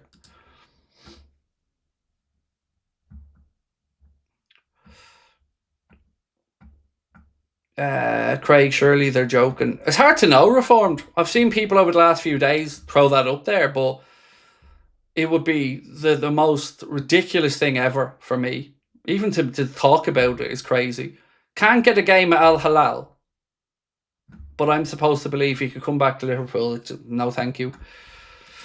How did Isak's injury data pass our tests? I remember somebody did show his injury record, and it didn't at least look as bad on paper as maybe hypothetically I thought it was. But I don't know what happened with the Isak situation, because it felt like they were determined they were landing Isak come what may last year. And the point where it maybe started to feel a little bit excessive for me was when they got in Hugo Ekitike for, a significant fee, and then still wanted to get Isak. I thought at that point, maybe we could have dropped the level of centre forward we were looking for a little bit. Because, to go out there and sign two guys that you would say would want to be the guy and try to keep them both happy in an ideal world, that's a tough balancing act. Especially when you're a team that don't necessarily play with two strikers.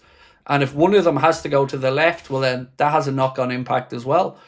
So yeah, it felt a bit excessive after we got in Ekitike, and it felt like it almost became a battle of wills between us and Newcastle at that point.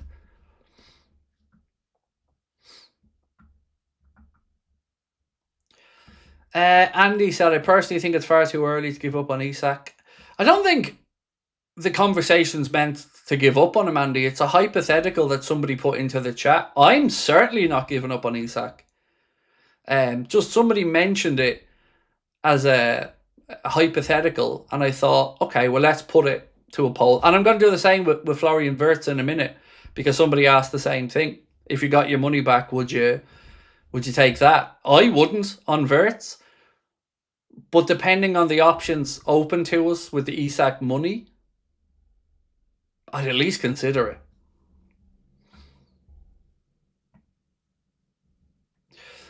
People don't really want Nunes back. They're just feeling lost on the Slotmont family. You see, that I'd understand entirely. That I would be very, very understanding of, because I miss that as well. I miss looking at the team and thinking, what an effort, what fight, what spirit.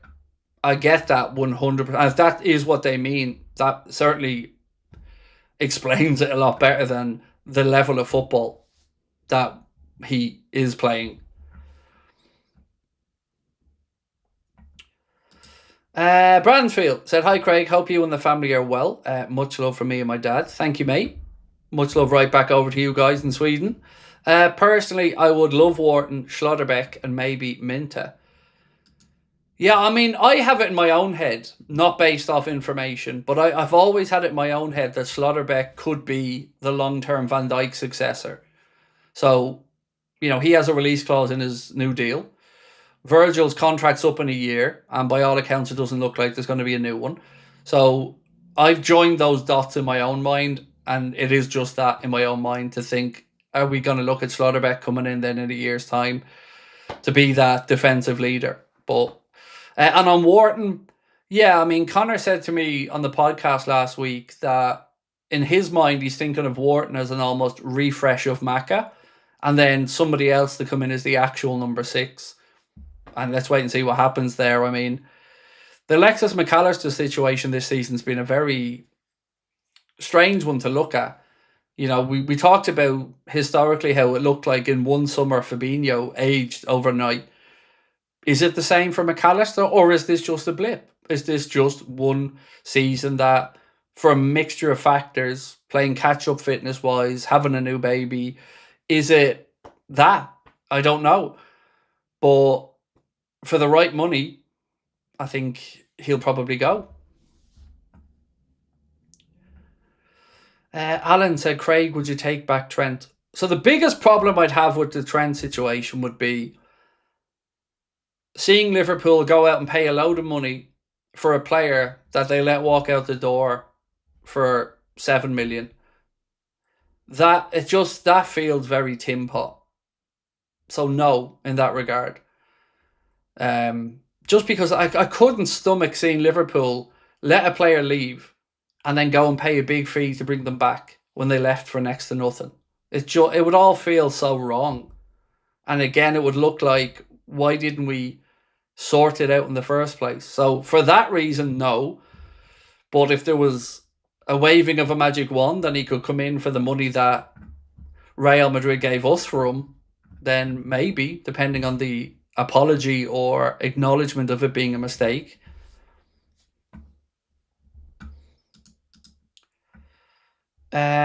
Right, do keep voting on this. I want to try and get it to 1,000 votes before we do the Wirtz one.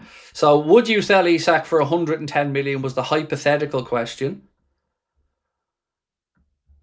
What else have we got? Done that one. Somebody asked a minute ago about the BARCOLA situation. I did spot it. I just didn't have a chance to acknowledge it at the moment. Let me read it out here to you. So, this comes from Greg Evans, and it says, "The prestige of Paris Saint-Germain makes any potential exit challenging for BARCOLA, regardless of his current role in the squad.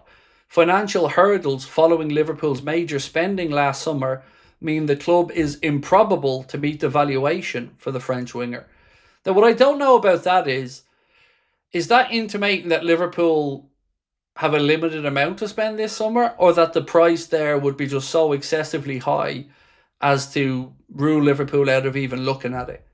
Because we know that there's certainly an admiration for BARCOLA from the club. It's been written about extensively for the past year. But I hope it's that they'd ask something so excessive that nobody would really look at it, and not that we have concerns about what we're able to do this summer financially.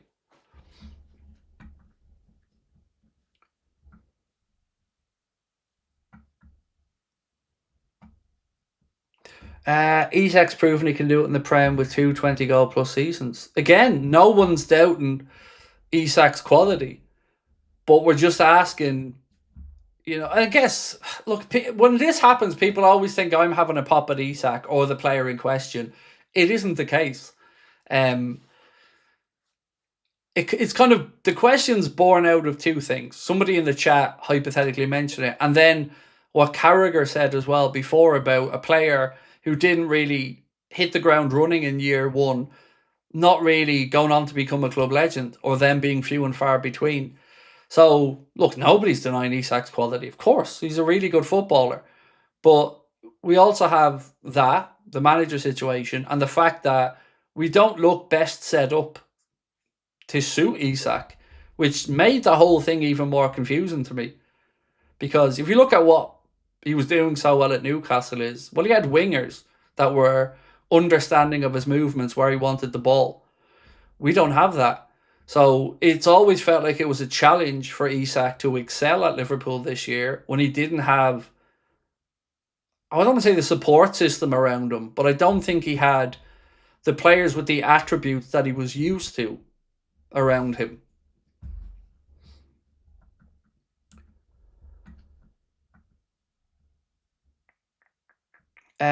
Surely we have the coin given the net spend, etc. I know, kind of said about players leaving to fund incomings. If true, that bothers me, as the squad depth is already tight. Well, they've saved 20 million quid for Salah's last year of his contract. So between Salah's wage and Robbo's wage, and let's again hypothetically say Alisson went, hypothetically, that's nearly 800 grand a week in wage money that they could put into another contract. So yeah, I struggle and hope that we don't have any concerns in that regard. But looking at player sales, by our own rough calculations of hypothetical sales, maybe you can see us bringing in 120, 130 if you sold McAllister or something like that, between him, the money you get for Elliott, let's say. And by the way, I'd be intrigued to see if Alonso got the job, what would happen with Elliott, because I get the feeling Alonso would want to at least give him a chance to show what he can do.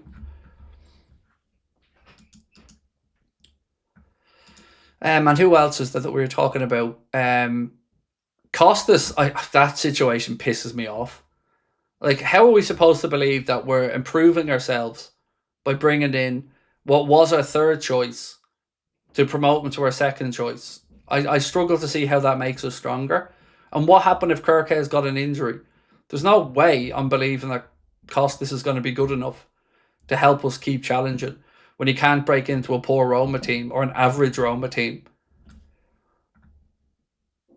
So on top of him, Alisson maybe, Gomez, we don't know what's happening there. I mean, you heard the words from Joe himself, so there could be some money there. Could be some money from Jones.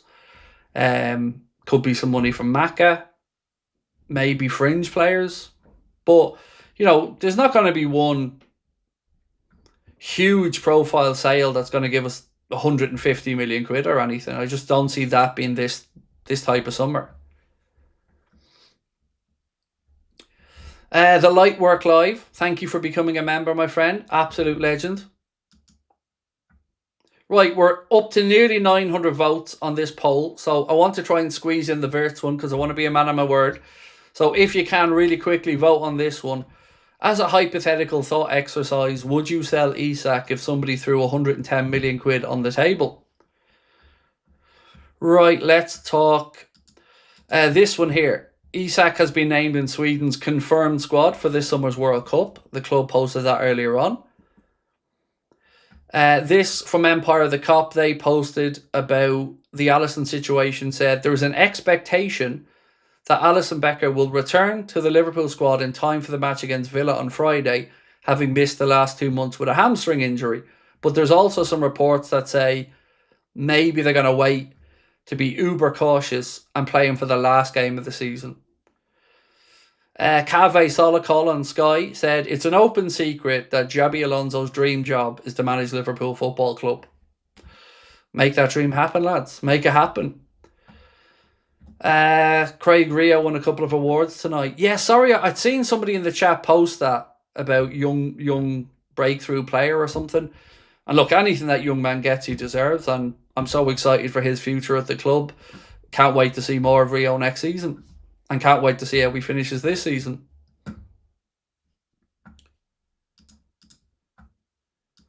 Right, a couple of more things.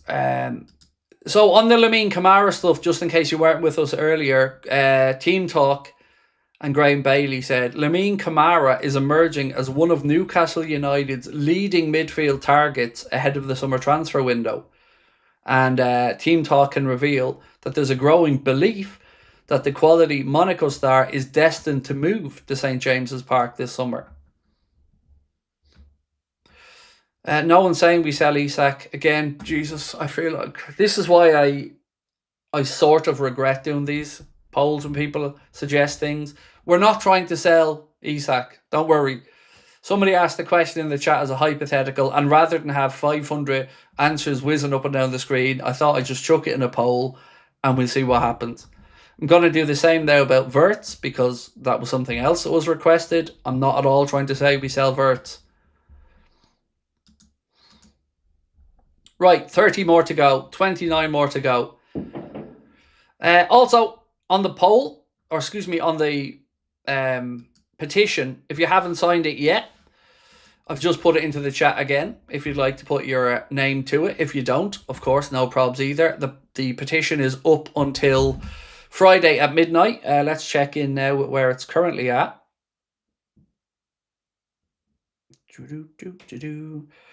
The poll, or the petition, currently sits at 1,783,772 Reds that have clicked in to say yes, they want to sell, or they want to remove, excuse me, Slot as Liverpool manager. Right, nearly there. 2 more to go. One more. One more vote. Come on, boys. There we go. Right, so 60% of people said that they would sell Isak for 110 million. 60% said they would, 40% said they wouldn't. Now let's repeat that with Wirtz.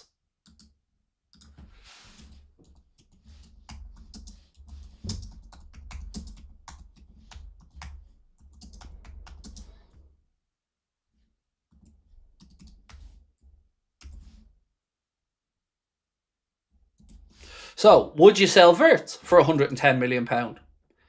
I can give you my answer to that, no. And I wouldn't sell Isak either, by the way, but if you said to me tomorrow, Craig, there's a chance you could get Julian Alvarez and you could get 110 million for Isak, I'd be an absolute liar if I told you that I wouldn't be open to that because, you know, I've wanted Alvarez since we've known we've needed a centre forward. Craig, what's your gut feeling for next season?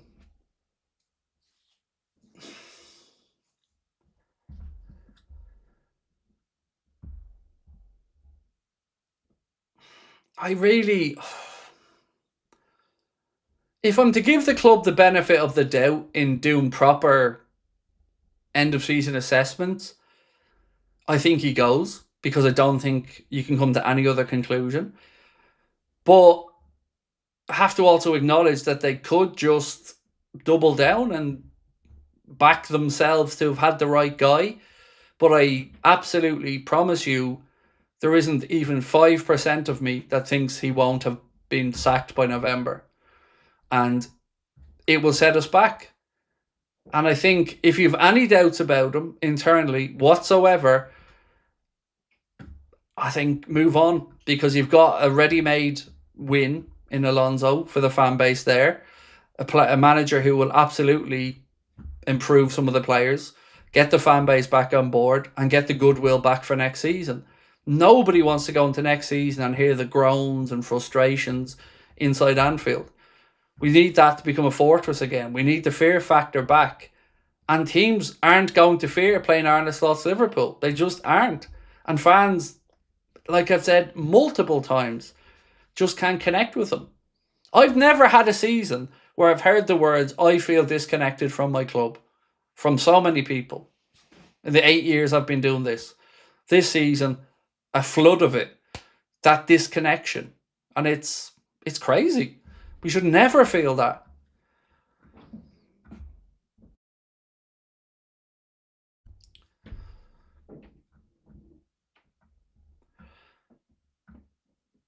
We need a manager who can get the most out of the team. Yes, and the fans. Because the Magic Nights at Anfield, they don't happen without three things. The players responding to the manager, the fans in the stands, and a manager having the courage of his convictions. Without those three things, that holy trinity as we keep saying it, if one of those three isn't working, you don't get the Magic Nights. You don't get the atmosphere. You don't get the buy-in because it can't be faked. It's a living, breathing thing that needs to be fed. And if you're not feeding the soul of the people inside Anfield, if you're not getting them up on the edge of their seats, if they're not baying for blood in the stands, it doesn't work. And that's the problem with Slot. I'm sure he's a lovely guy, but he cannot harness the power of Anfield. He just can't.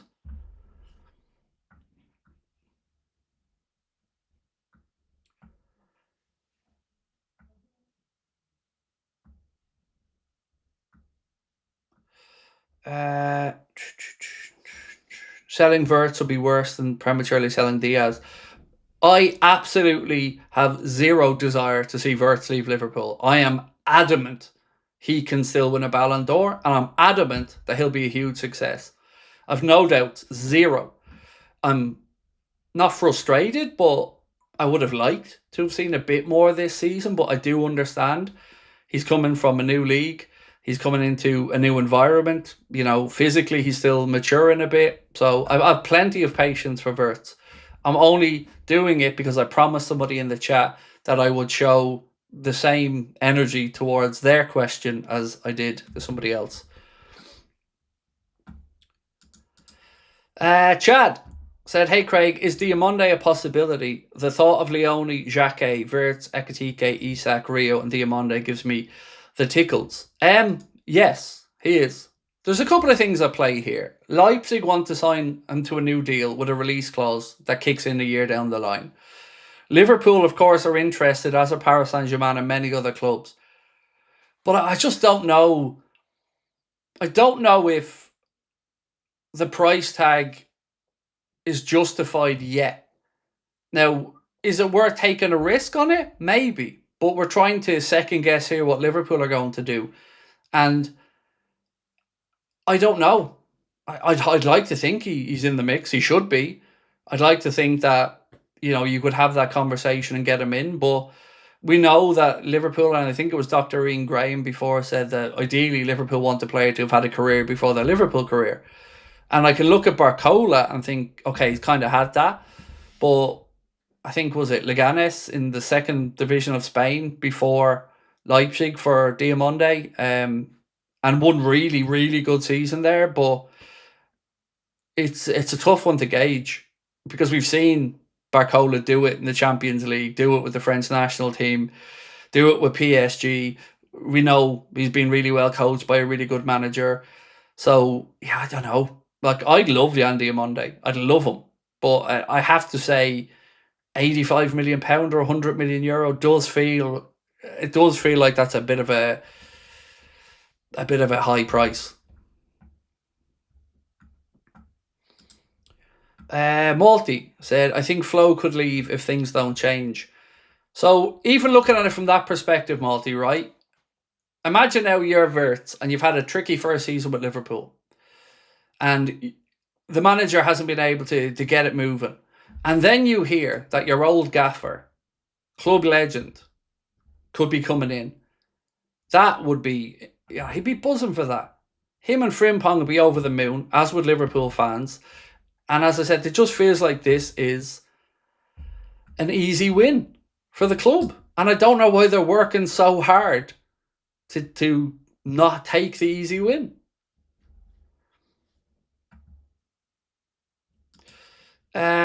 Jamal, how are you, my friend? Said, hey Craig, hope you're doing well. Is both Barcola and Diamonde both arriving impossible? I feel like we need the speed on both sides. Maybe I'm dreaming.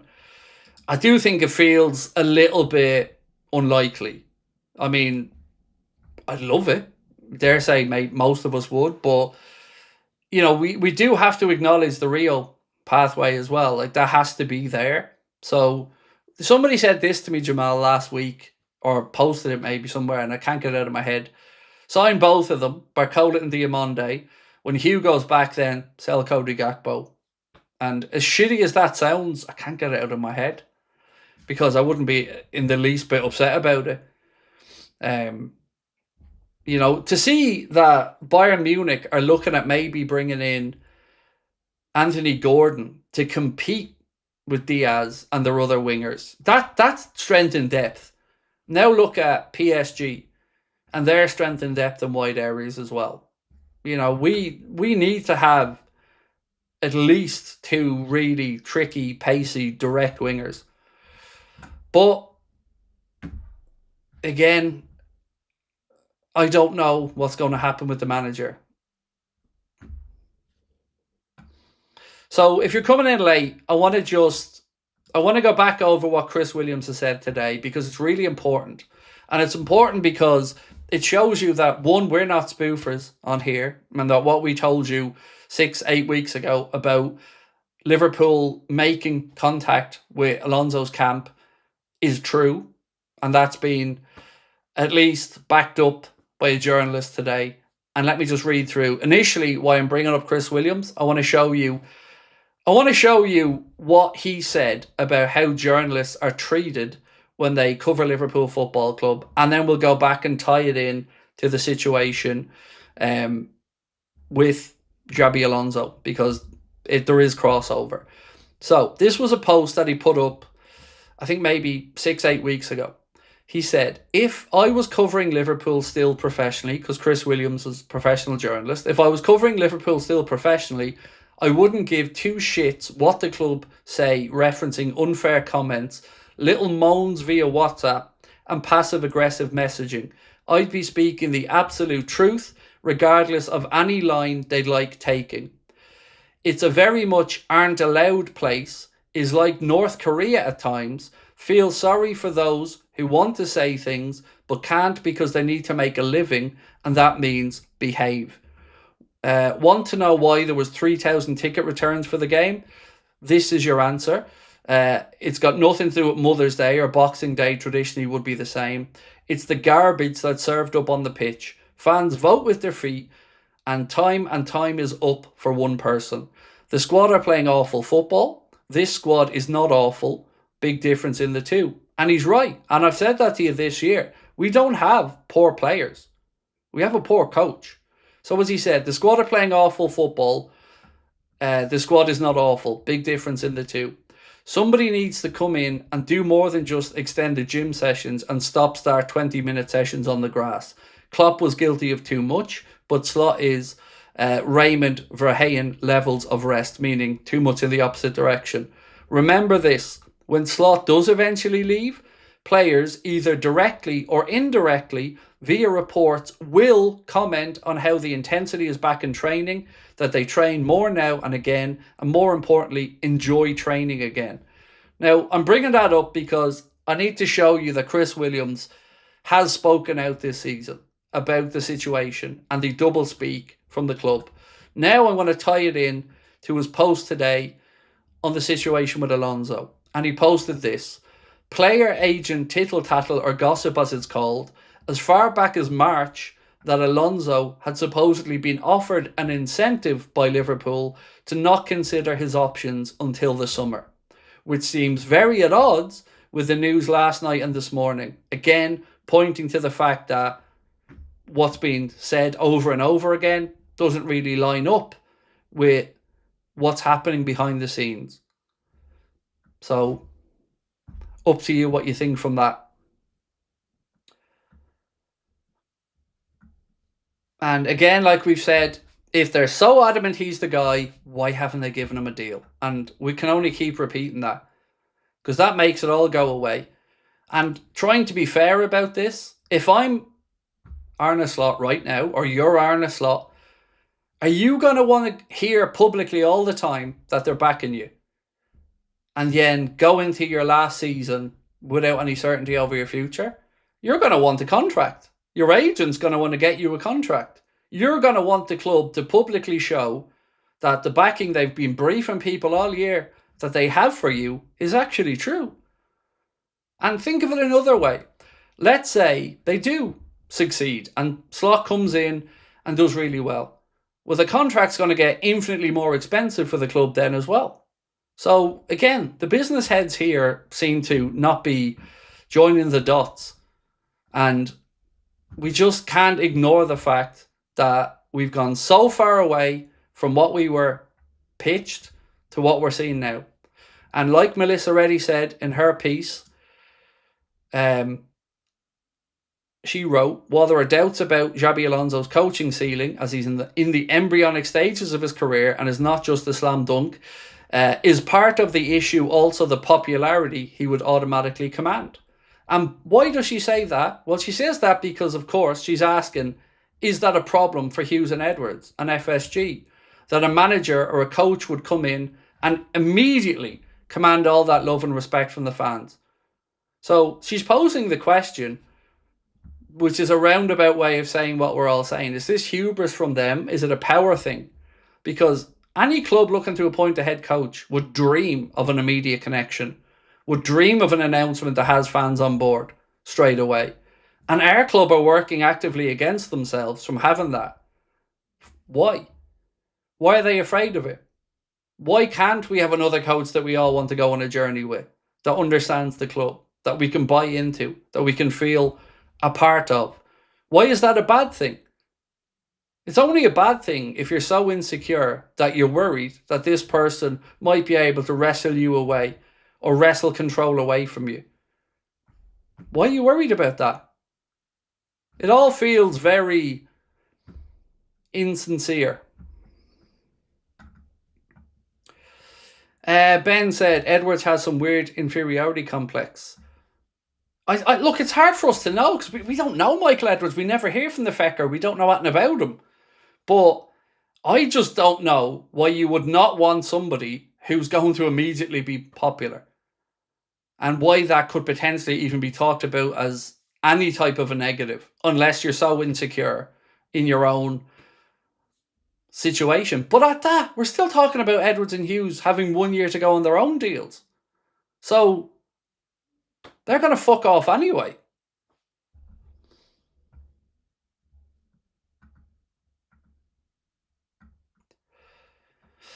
Jason Curry said, if I was Liverpool, I would swap Jones and 30 mil for Bastoni, for right back, Maka and Konate and Camavinga, Elliott for Bruno from Newcastle, get Bowen in, Kamara, and I'd swap Gakpo plus 65 million for Elise.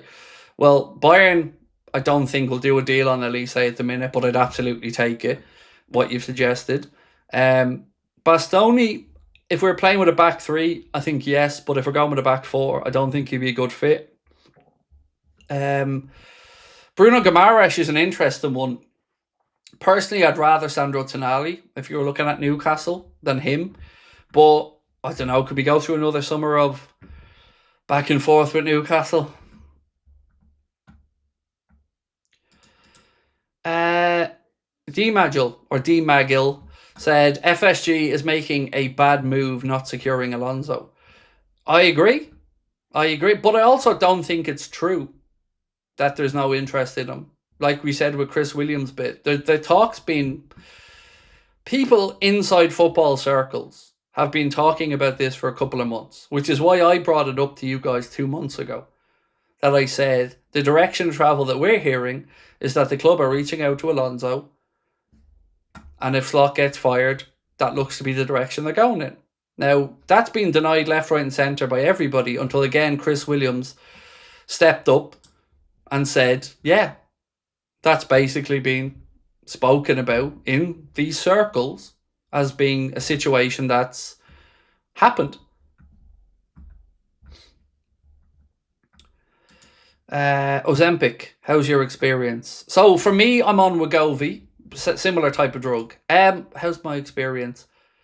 So I went up to the 0.5 milligram today, or yesterday, excuse me, and I definitely feel a bit queasy and a bit uncomfortable. I think that's the fairest way. But I would have to say very manageable and not something that's going to put me off continuing it if it stays like this. Bit of a weird, like, perfumey taste in the back of my throat for some reason. But yeah, definitely.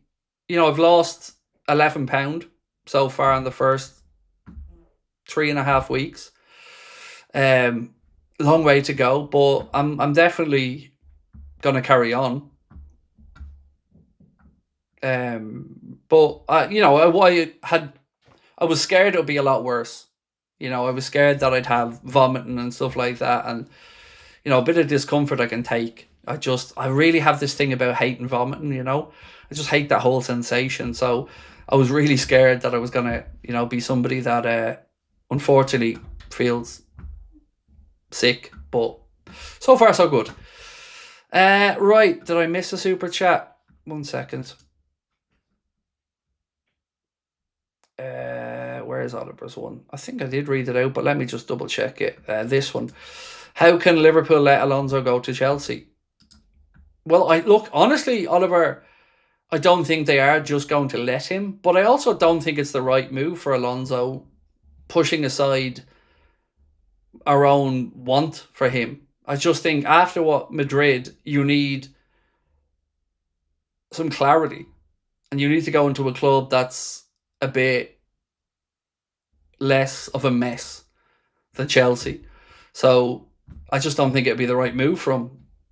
Genuinely, I don't. Whether he comes to us or not, I just don't think Chelsea would be the right move for him. F1 Chris, thank you, mate, for upgrading your membership to Anfield Agenda Ultras. Really, really kind of you. Right. Where are we at? So we have a poll running on Verts, and we've got 836 votes so far. So if you haven't voted on this one, please do. We'd love to get up to 1,000 before we finish up. I'm going to stay on till 11 o'clock, so keep your comments coming in. We've plenty coming up for you guys this week. We are going to take the weekend off live streaming because Liverpool play Friday night. So we're going to try grab a bit of a breather because, and I can give you a bit of an exclusive on this one, we told you guys that this channel, where is it?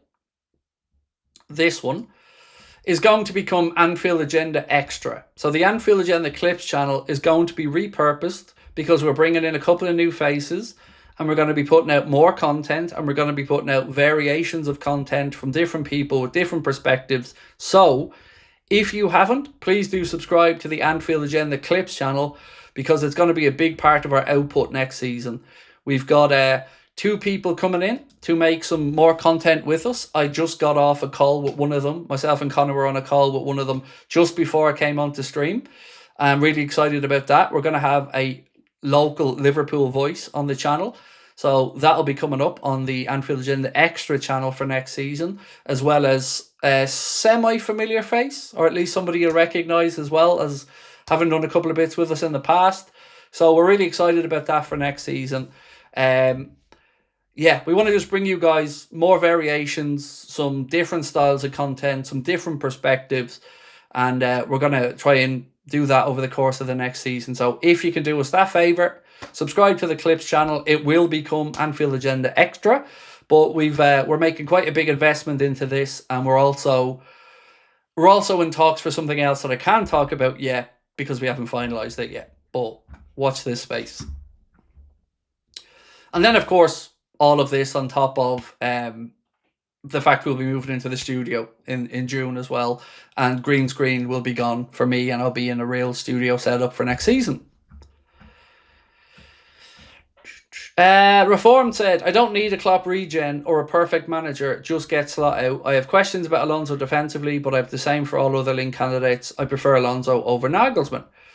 So I'm absolutely of the same mindset. There are risks with most appointments, but I would say, again, from 2 reasons. One, I think even with risks, it would make more sense than keeping Slot. And 2, that's before we get into the fact that the fans just aren't connected to Slot or his brand of football or the way he operates, let's say. Are we committed to June? Absolutely, Ben. It should be done on Sunday. The builder's going to be here on Sunday, and we're kitting out the studio with all the memorabilia and stuff on Sunday, and that's the last thing we're waiting for. All the other stuff, the technical stuff is all done. We're just waiting for to hang up the stuff and the few bits and pieces, and that will be done on Sunday. So yeah, absolutely ready to go for June. Maybe start doing some World Cup stuff to launch us in there. But so excited to show it to you guys. I've been really, really just buzzing to show you the studio.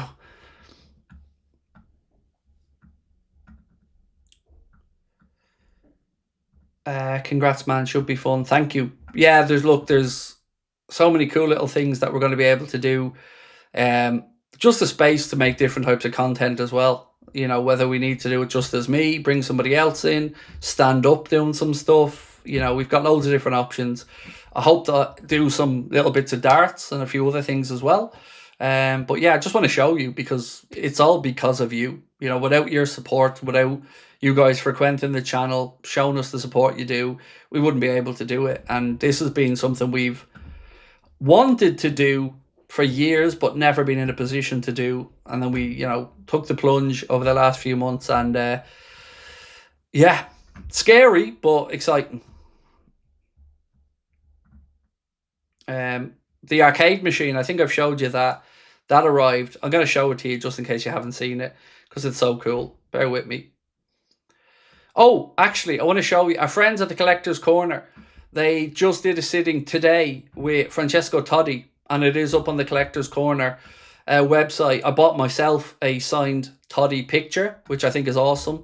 But there's jerseys and a few other things up there that they've just literally done it today, the sitting. So they've got Robbie Fowler coming up as well. So keep an eye on it. And don't forget you can get 20% off at the collectorscorner.co.uk with our code Anfield Agenda 1. Where is this baby? Where is she?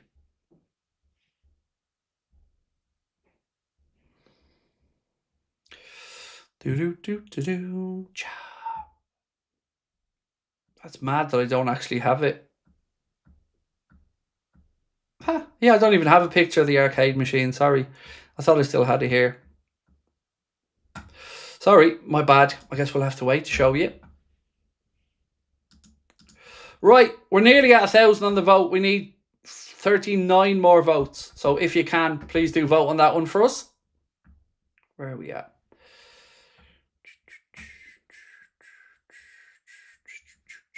How do you think Madrid player, especially Vinny Jr., thinks of Jose returning?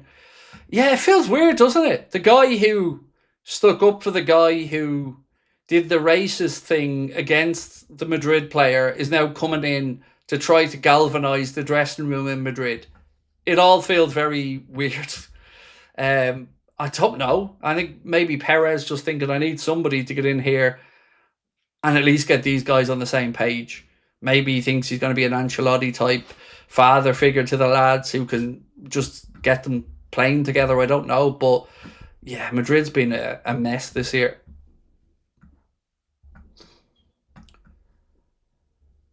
Would I swap Isak for Mbappe if Alonso came in? Let me flip the script and say it a little bit differently rather than answering the question flat out. I would rather Isak became a success at Liverpool than Mbappe became a success at Liverpool. I'm rooting for Isak. I want it to work. So, yeah, that's the best answer I can give you.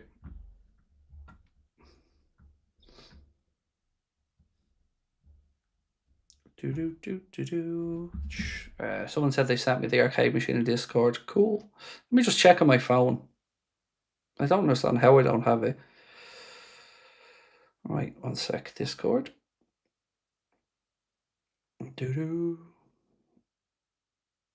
Ah, yes, there it is. 1 sec. I'll show it tomorrow. I'll get a better picture of it tomorrow, and I'll bring it. But thank you for sending it to me on Discord. I appreciate you. Excuse me. Did you see the Perez press conference? Whole club has lost the plot. Yeah, I was expecting that to be like some big mad announcement about Mourinho or something. Not him in a big pity party about everybody wants Florentino out. People are trying to say I have terminal cancer and stuff. It's like, this is the most weird. It's fucking weird. Like, that club is it even a football club? It just feels like it's a soap opera. Poll for Isak, you would get a very different answer. We did actually, mate. We did. We polled just, you probably missed it just before you came in. It was 60% said they would sell him and for 110 million, and 40% said they wouldn't. So you're actually right, mate. Yeah, it was a different answer. But we did do it just before you came in. And again, I'm not trying to say we should sell these guys. It was just a hypothetical conversation that came up from the chat. Right, we've got to the 1,000 votes, and we asked, would you sell Wirtz for 110 million? And 77% said no. And obviously the remaining 23% said they would. But as you can see, bit of a change there from the Isak poll that we conducted earlier on, which was 60% said they would sell him, 40% said they wouldn't. Would you be happy with Bowen as a starting right winger for next season if we signed a younger player in summer 2027? The answer is sort of yes and sort of no. The reason I say sort of yes and sort of no is I'd have no problem with Bowen being there and playing, but we still need another player. We don't have, because Chiesa's going to go. So Salah goes, Chiesa goes. We still need two for the right, two options. So I still think we'd need to bring somebody else in anyway. But in theory, I wouldn't have any issue with what you've said. But then again, like I said, I'm a Bowen fan. I know others don't think as highly of him as I do.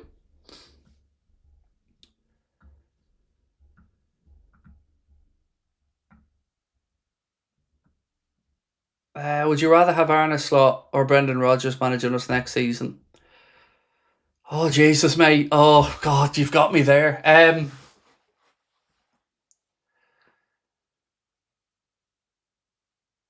Slot, probably. If you got me there, weren't Roblox. If you got me there, mate, probably Slot, but God. There's like 500 other people that I'd answer differently to, but the Rodgers stuff, I just found it all so cringy. And that's coming from me, like Captain Cringe here. Like that envelope thing. Do you remember that in the Being Liverpool? I've got 3 names here in these envelopes, the players that let us down this season. It's just the most basic bitch kind of psychology. It's just, nah. And I didn't mind the brand of football. I thought, we played some good football under Rodgers, and the 13-14 season was both exciting and infuriating for how it panned out. The real aggro I have with him is the Chelsea game. Didn't need to win it. Didn't need to push for the win. And yeah, but that was fun that season. That Manchester City game in particular, Coutinho's goal was it was incredible. But then that night at Crystal Palace, oh my days, Dwight Gale. Oh no, that was just madness.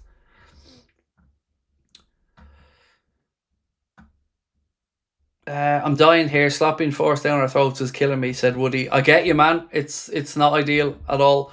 Look, ladies and gents, I'm going to say goodnight to you all, and I will see you guys tomorrow. Connor be here in the morning. We'll have a news video as well coming out, and then we'll see you tomorrow night for the late night agenda. Have yourselves a lovely day. Thank you for dropping in. If you can, hit that like button for me before you head off, and I appreciate